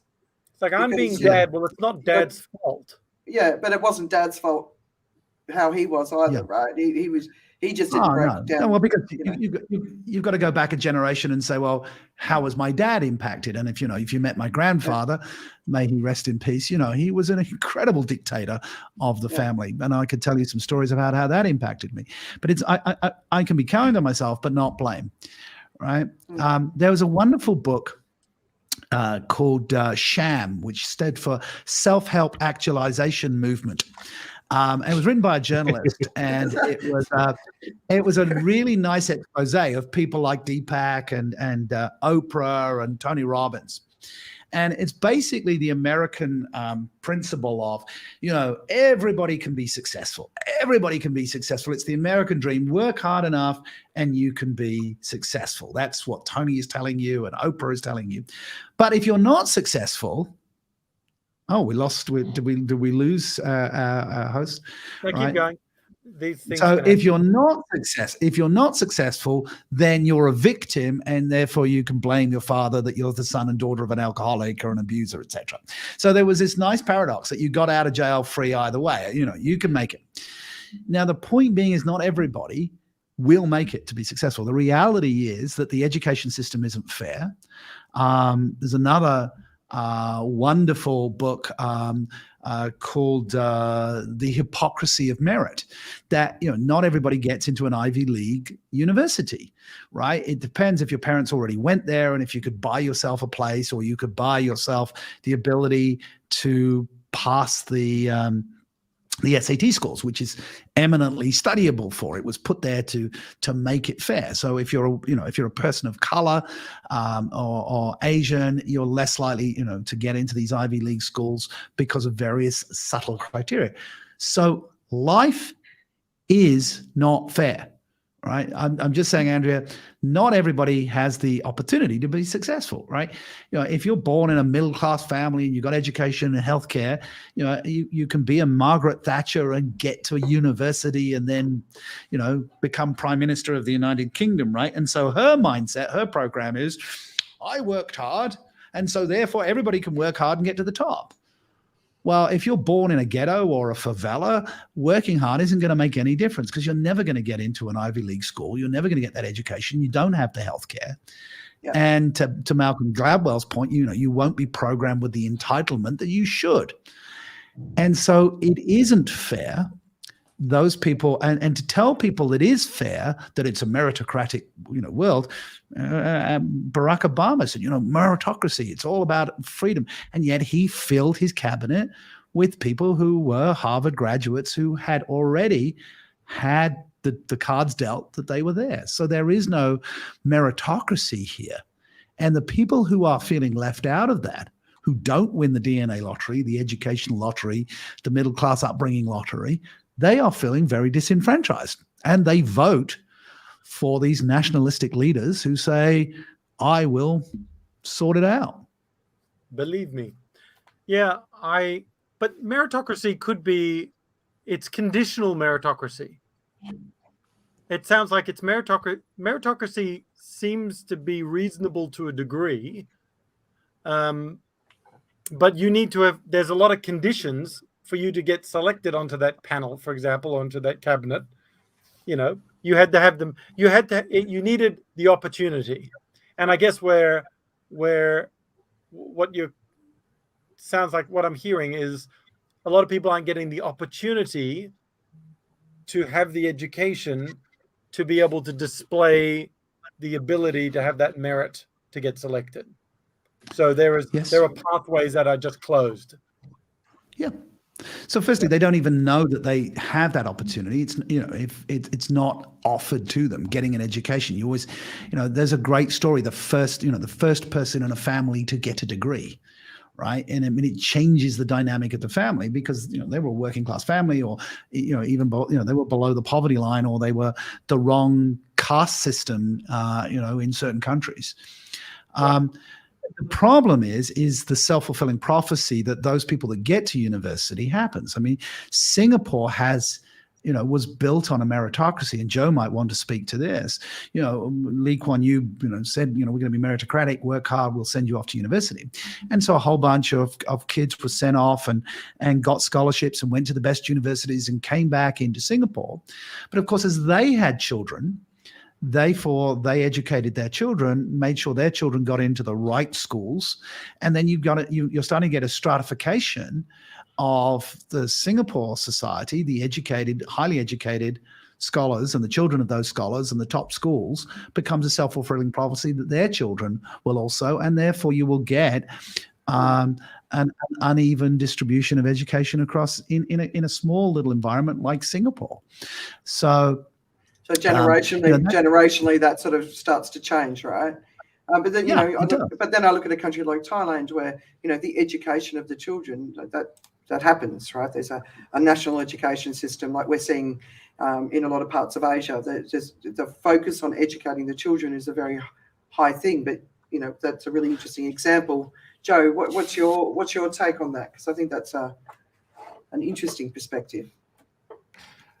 Well, I think there's there's a thing about that whole. I was thinking about the whole thing about choice again and free will, right? I think Singapore, if anything, suffers, and it might be the wrong word to use there, but we've been given these choices to succeed. As in, like, most of the choices you can make in Singapore are going to lead you towards success because they've been designed that way. So I actually very much like the idea of what is being set up. In terms of what expectations are, where people are likely to head. I was just thinking about like for the kids when they grow up here in Singapore and you make your choices, it's very hard to fall back. It actually is likely that you'll fall forward in some way, and if you have the guidance and mentorship along the way as well, it kind of will lead you to it. So Singapore's a really remarkable place in terms of having been designed for success, and it's not huge bets. I'm not saying that nobody fails in Singapore. I mean, it's very much you can fall below the cracks, but I think there's a way that a lot of decisions are made which are based on the 80% rule. I think that they try to make it such that it works for about 80%, and we work on that broader scale. And because you're looking at the idea of 80% and not the best 5% or 10%, the focus is much less on exceptionalism. But meritocracy means you get to qualify to be within this strata. You need to still earn your keep. You don't automatically get to take part or enjoy the privileges of membership, so to speak. Interesting. Yeah, but you just made my case for lack of free will, because you talked about. I'm not against you on lack of free will. No. Yeah. So you absolutely made my case for lack of free will, because it is designed. I mean, I remember a very. What was it? Brave New World by Aldous Huxley, which I was, forced to read as a teenager, where, a world was stratified into alpha, betas, and deltas, right? Everybody had their role in society. And there's John Savage, this individual that grew up outside of society, outside of the drug-controlled, anesthetized population that was massively compliant but worked together. So Singapore works if you fall within these parameters. But what's the price that the society pays is a lack of creativity and diversity. And if you are born outside of the accepted norms of behavior and sexual orientation and political views, you're in deep trouble, because you don't have equal opportunity then. I mean, one of the things that really made me chuckle when I first came to Singapore was I had an interview to do some work for the media authority. And I didn't really do my research very well before I went to the meeting. I made an assumption. And I discovered in the meeting that they are the censor for media in Singapore. And that I understood, that they were the censor and that they needed some leadership development. I was fine. But they said, no, we're not only the censor, we're in charge of creativity. And I went, well, I mean, that is really, really clever, right? Because we're going to censor you at source, because we're not letting creativity. Edward de Bono would have an absolute fit in terms of thinking hats, because they're immediately going to the black hat before you've had the white hat of creativity or the green hat of creativity. I never forget which one it is. So I think what year was that? Do you remember what year that was approximately? Oh, it was quite a while ago. I was in Singapore for 17 years. I left this year. So, I think that would have been 2004, 2005. So it was quite a while ago. They might have changed since then. I think it's really important to give credit to Singapore for changing so much on that front. Like, because I got there in 2003, I think. And it was different then to the country now. It was very, very different. I think it's come forward a lot. Yeah. But to the micro, we can cycle all the way back to China right now.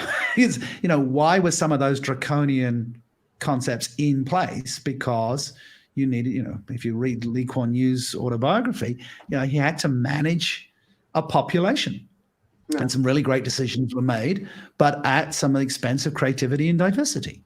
Yeah. And so that's the payoff there. We as children of the systems that we grow up in, right?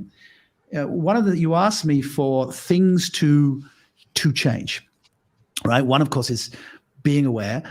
Reading, of course, opens your mind, and travel, of course, opens the mind. Something that's very difficult to do, and to travel in a way that you're not staying in 5-star hotels and hanging out with other people of exactly the same culture, but go live with people in the countries that you visit. Kevin and his nomadic mindset, living in an yurt in Mongolia, or going and traveling with a tribe in Namibia, see how other human beings perceive. We go live in Germany and understand how the Germans think about immigration. Go spend time, travel, and this in your book, of course, Uncommon Courage. Travel changed the way you saw the world. It got you out. Traveling as a single woman opened your mind to your Catholic upbringing, the programming that you had, and you said, "Hang on a moment, that doesn't work for me." And I need to step back from the frame. And that takes a great deal of courage, because the moment we step out of our comfort frame of the politics of our parents or the religious affiliation and say, I have to make my own choice about this. What religion does nicely is it packages morality and behavior for people and says, this is how you're going to feel okay. This makes you feel okay. These are the bad people. But when you have to choose, well, what's my value? What's my moral code? Because of value, helps you resolve an ambiguity, right? Oh, I could take this and nobody's going to see me do it, so why don't I do it? Or everybody else is doing this, or I could buy a big screen TV and dump it, and it's not. And one TV isn't going to make any difference. These value questions, when you have to make those choices yourself, it takes a lot of effort, and it assumes that you have some level of economic stability to do that. If you're just worried about feeding yourself and your children and finding a roof over your head, then are you going to be that luxurious? So that comes back to my free will argument. But there's a lot to think about. No, that's great. This isn't an answer. Look, I don't care if people are religious or not, whatever you want to do. But I do have to say, when I decided I was going to reject all of my religion, I had to take the leap of faith. Because hashtag paradox. Paradox. Yeah, exactly. But I had to take the leap of faith, and I've talked to a lot of people who couldn't do it, and they were too scared of what might happen because of all the fear that was wrapped up in the education I got. Not everybody gets, right? There was all this fear. If I did this, I would go to hell. If I did this, I'd go to hell. That sort of messaging that I grew up with, right? And I ended up having to say one day, I'm going to take the leap of faith and let's see what happens, and nothing happened. It's great. So that was good for me, but that was how I kind of had to do it. But no bolt of lightning for you then. No, because, my mum's very religious, right? We have arguments about it all the time. But to me, religion for me today is be the kindest person I can possibly be in the world and do as much good as I can. And if that's, if I'm doing that, then surely if there's a God, I don't need to be aligned to a name or an association, which Catholicism feels like that to me, So I mean, I just, I just see, for me, from a behavioral self-leadership perspective, it is, religion is a frame. An interesting piece of research that Dr. Anna Kazan and I did when we wrote what ended up being the 2012 book on self-leadership is that we actually included religious affiliation and practice into our research on self-leadership. And we interestingly found an upside down bell curve. And the interesting thing is that the people who had high self-leadership were those that had consciously committed to their religion. One of my good friends is a PhD in theology, and he's an emotional intelligence coach, and he has massive self-leadership and is massively religious from that perspective, because he's thought about it, he's studied it, he understands it, so he's up on the high curve there. And then, as you say, rejection takes a lot of courage. True atheists, interestingly, a survey in the US showed that atheists knew more about the Bible than professed Christians, because you have to read it to reject it. And so to actually take the decision to be not agnostic, I don't know, because that's easy. Agnostic's in the middle, right? Oh, I don't know. Agnostics, no. Yeah. Agnostic, no. So, because I'm not an atheist. Right. Yeah. Well, you don't know, but you see, you're on the up curve. You've gone beyond the ambivalence. I don't know, because atheists are fully rejected. People like Ricky Gervais or Chris Hitchens. Chris Hitchens was on an absolute crusade. He wrote a book, Why God Is Not Great. So, but that takes a lot of courage to absolutely reject it. So most people. My problem with Hitch is he. So I reject the story that I've been told. That's what I reject, right? There is so much that's unexplainable in the universe that I am not arrogant enough to think that I understand it all. But I've always felt the story I've been told from a religious perspective is far too small based on how enormously fantastical the universe is and the possibilities within us, within our earth, but the greater thing. So that's why I'm not an atheist and I'm not a believer. I don't think we've fully understood the story. Well, there's another term which is an ignostic, ignostic. An agnostic is saying, okay, if we're going to have this discussion, because I didn't really want to go here with free will, but an agnostic says, well, if we're going to discuss this, please define the terms, right? Universe, God, all of these things are, within each of them, you can't have a discussion with anybody because as you say, there's a narrative behind, you're not two people who even profess to have the same religion, go to the same church, synagogue, or mosque, are not actually representing the same God because it's their internal representation of that. So it's impossible to have a right or wrong discussion about that. Yeah, I think you're absolutely right. None of us, the beauty of it is that we know so much more about how the world is put together, the universe is put together. And if we're reading religious texts that predate geography, for instance, there was no understanding that there was, the United States of America, or, it hadn't been discovered at the point that most of these texts were written. So they weren't written from a perspective of revealing universal knowledge. They were written from a perspective of understanding their current reality. And that's all we can do. We can understand the universe to the point that we have that reality. And there's wonderful people who push the boundaries on that with thought experiments, like, Mr. Einstein, who said, if I'm riding my motorcycle at the speed of light and I turn on the headlights, what happens? And then your brain explodes because you can't answer the question, right? So fabulous that the human consciousness is pushing that. But your question to me was, okay, if there is no free will, right, and to Tim, I know, we have to make choices. And how do we make those choices? Stephen Covey said, we need a compass, we need a value system. And if you adopt that value system from your religious upbringing and it works for you, then I'm absolutely fine with it if it works for you. And it doesn't, and here's the global perspective, and it doesn't make you better than anybody else. Right? Because then the problem comes with arrogance, is thinking that you're better than other people. And people who profess to belong to one tribe, whether it's Manchester United versus Manchester City versus another, right? Anybody who belongs to a tribe or Catholic versus Protestant, or Methodist versus Mormon, the moment you belong to one tribe, the natural human element is I'm therefore better than the others because I wear this jersey, and that's from football team to religious team. And that's a lot of the problem that you have on this show in terms of solving global problems, is we go back to this tribal, or as Joe says, this monkey brain of looking after me and mine. Yeah. What percentage of the brain do we use? It's pretty low.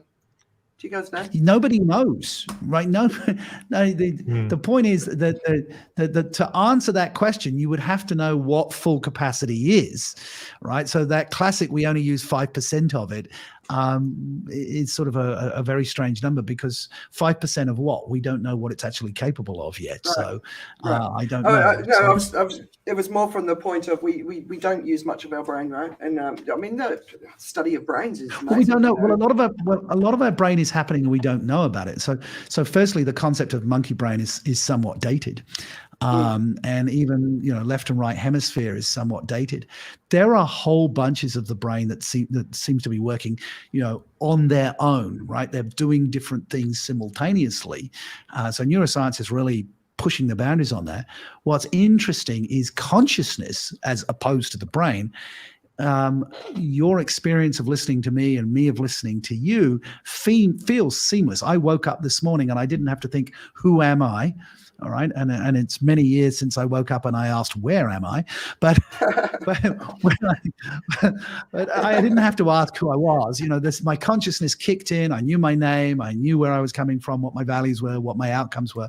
And I knew I was going to be on this show. Right. So my consciousness feels seamless.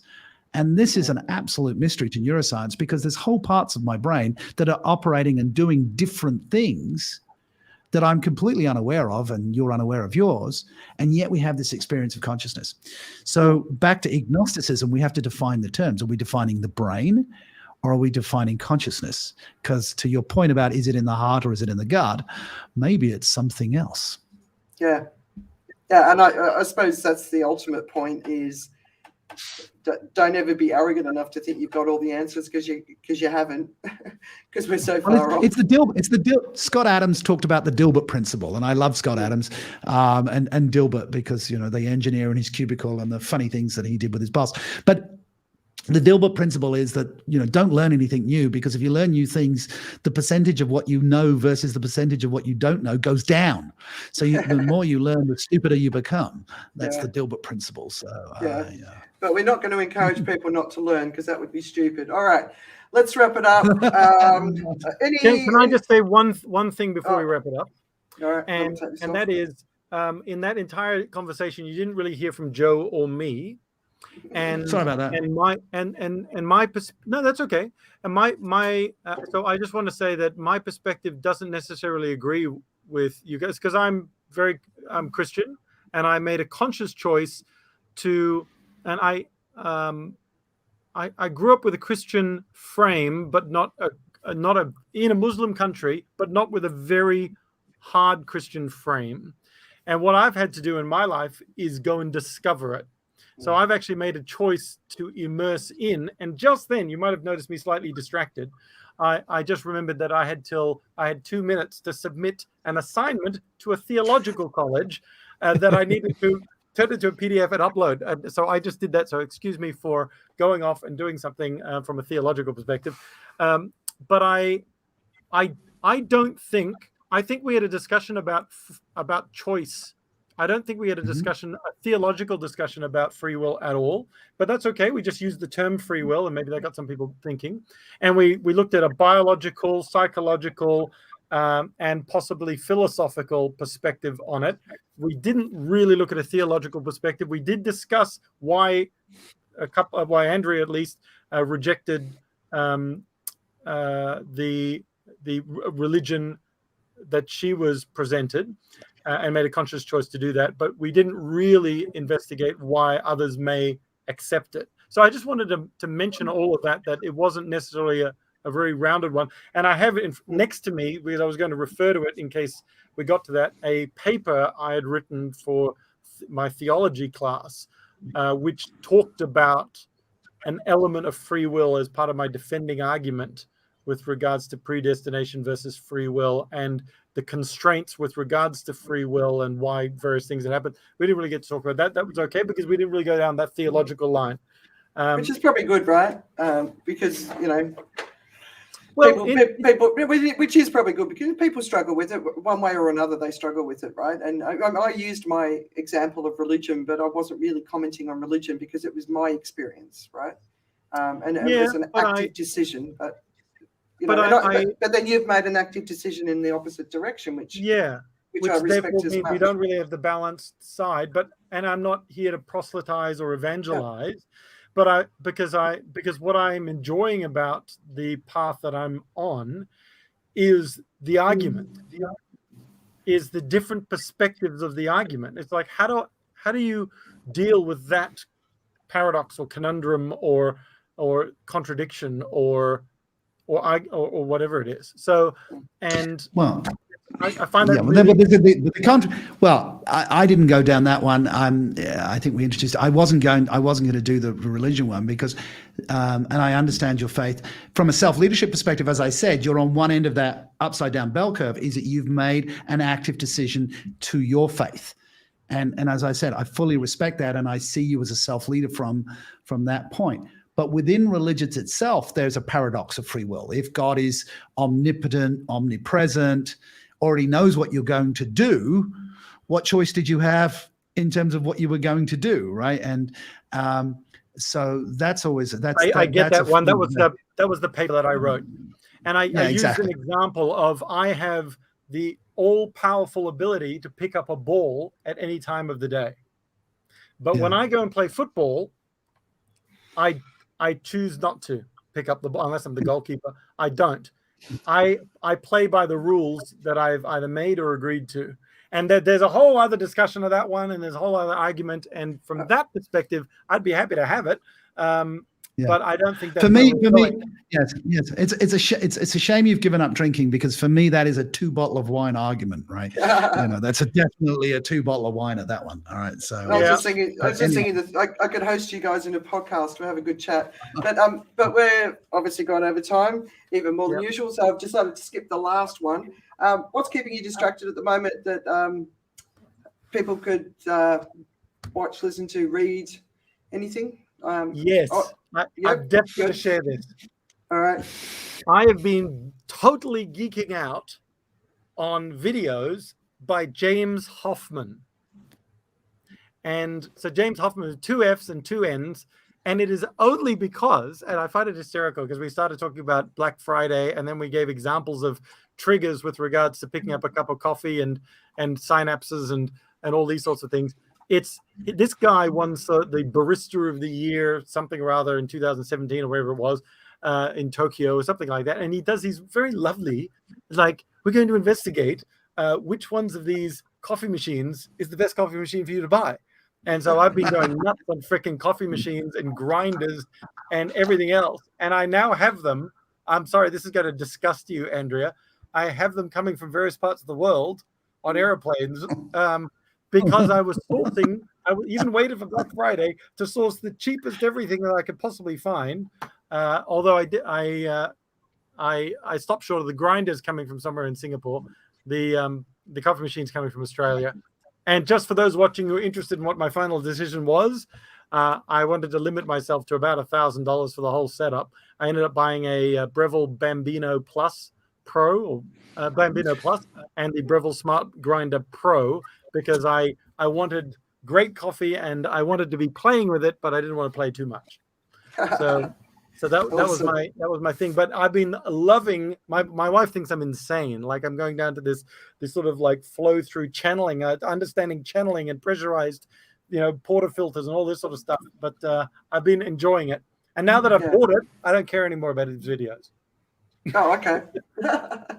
All right, Yeah. I've been watching a series it's a new series, I think. It's called Animals on Netflix, and it looks at dogs, cats, octopus, there's a couple mammals, and it's a beautiful, beautiful show. A lot of the animal shows, they sort of show them in their environment and hunting and stuff.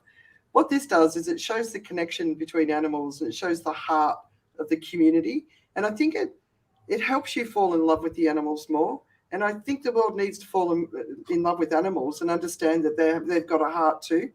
So for anyone, if you've got a dog, cats, whatever, I would definitely recommend watching Animals. Like on their Netflix. compassion and stuff like that. Yeah, Is it? beautiful. Yeah. Yeah, Love it. brilliant.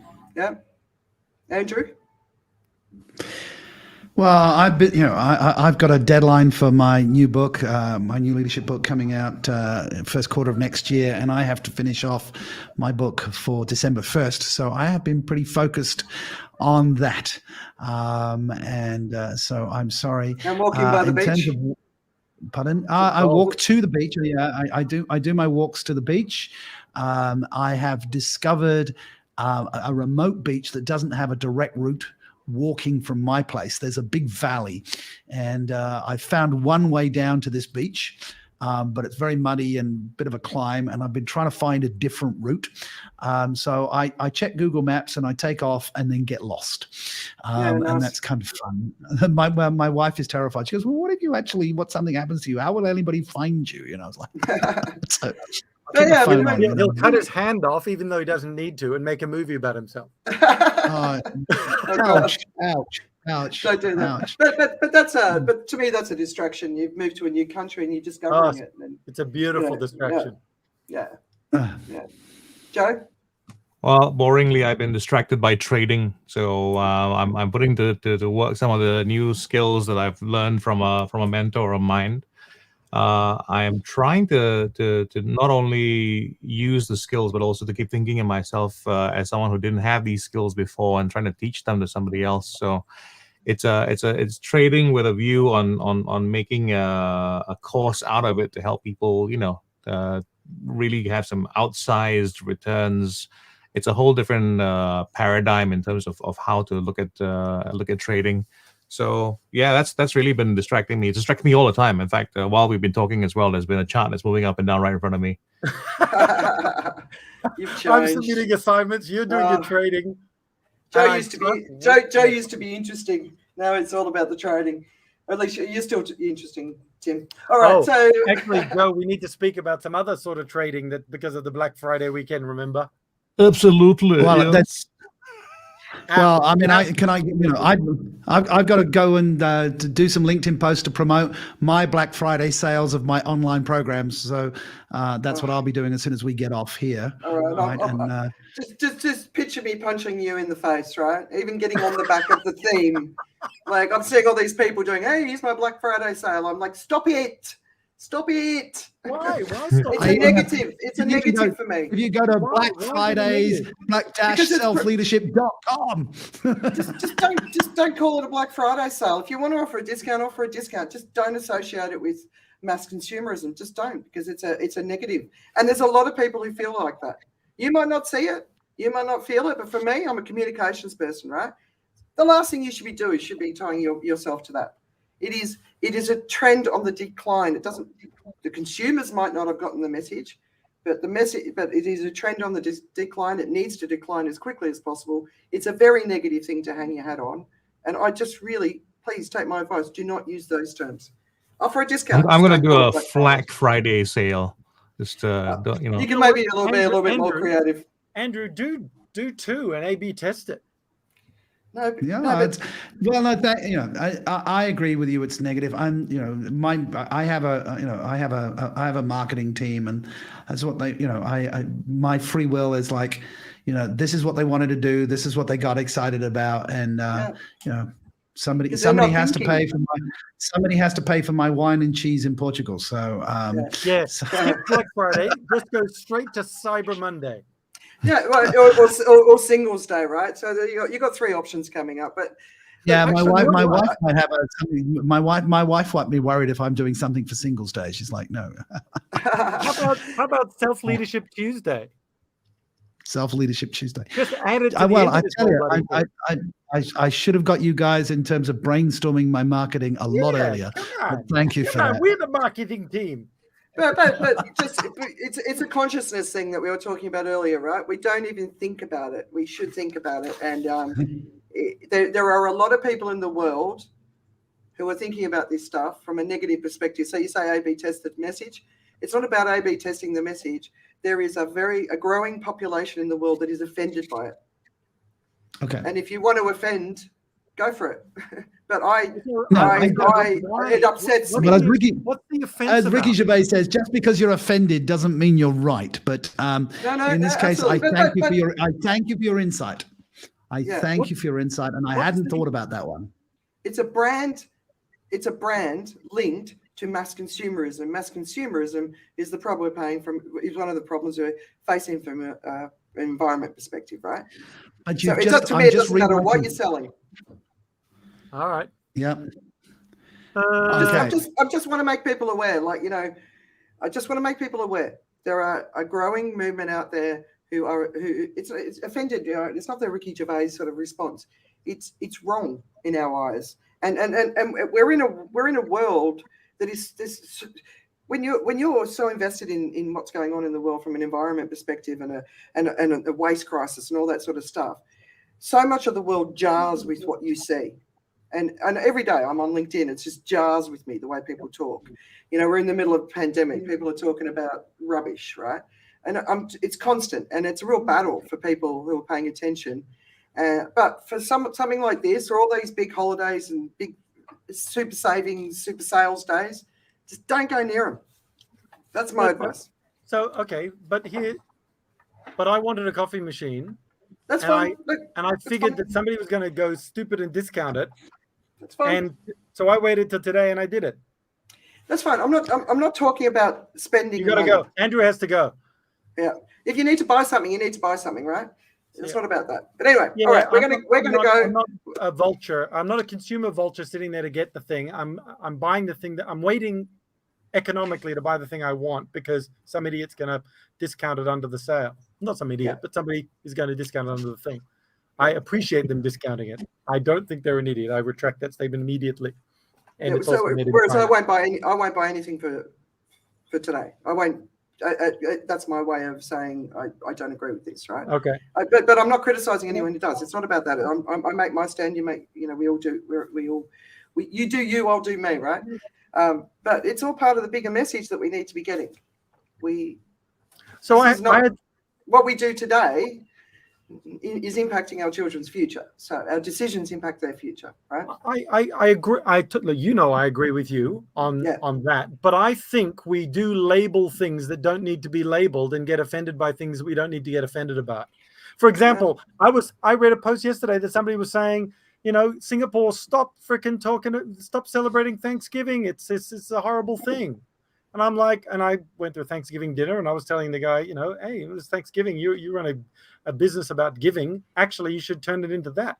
And then I'm like, why? Oh, because of something that happened 400 years ago. And we're now rewriting. Well, no, we're not rewriting. We're saying that it means that, but it doesn't mean that. To so many people, it means family getting together. And then somebody's deciding to get offended by it. And I'm just like, okay, well then, and I wrote in my response, which I don't know if I've been canceled or anything, but I wrote in my response, then I demand that everybody don't celebrate their birthday because somebody died on that day and somebody's going to be upset by it because it's almost getting to the point of ridiculous sensitivity. Now we should be getting angry at the stuff that we're talking about injustices on a global scale like this and stuff that is happening today and then it's and stuff that we need to avoid. And if we're going to get caught up in smoke screens of to keep us away from the bigger agenda that needs to happen, because we're getting petty on labeling stuff and getting offended left, right, and center, to the point where we can't take any action and compliment how good somebody looks. Andrew, you do look great today, by the way. It's like, it's ridiculous. It's getting to, we need to channel our anger to quality areas. And if we did that, we would make a bigger movement. Yes, I totally agree. We're so much wasted time. Like, I saw the Thanksgiving post. I couldn't care less. It doesn't make any sense to me. I'm not an American, so it's not something I'm ever going to celebrate. But, you know, I wish all my friends in America happy Thanksgiving. Yep. But the sales thing is a whole different thing, right? Yep. What I'm talking just about. A labeling example. Okay. Yeah. But anyway, this is the longest show we've had, Andrew. You must be interesting. It's your fault. Your fault, Andrew. Thank you so much. We didn't have Thank a you, choice, sorry. according to Andrew. You didn't. Yeah, You did. exactly. Who invited me anyway, right? So, Yeah. Thanks so much for joining us. So we I went know- over time. Where do I send the invoice? Sorry. Okay. No. Yeah. Just joking. No, Joe, no. send it to Joe. He's into trading. Yeah, All right. exactly. Love you. Hey, love you guys. Thanks for having me on. And you know, enjoy the rest of your evening. I've got a busy Black Friday. I mean, Friday the 26th to have. Yeah, thanks, Andrew. All right. Nice to see you again. Make sure Yeah, the invoice has the Black Friday discount. And Nice. All and, right. always a And we'll pleasure. say goodbye to everyone. Thank you. See you, Joe. We'll see you next week. And cheers. Have a great weekend. See y'all.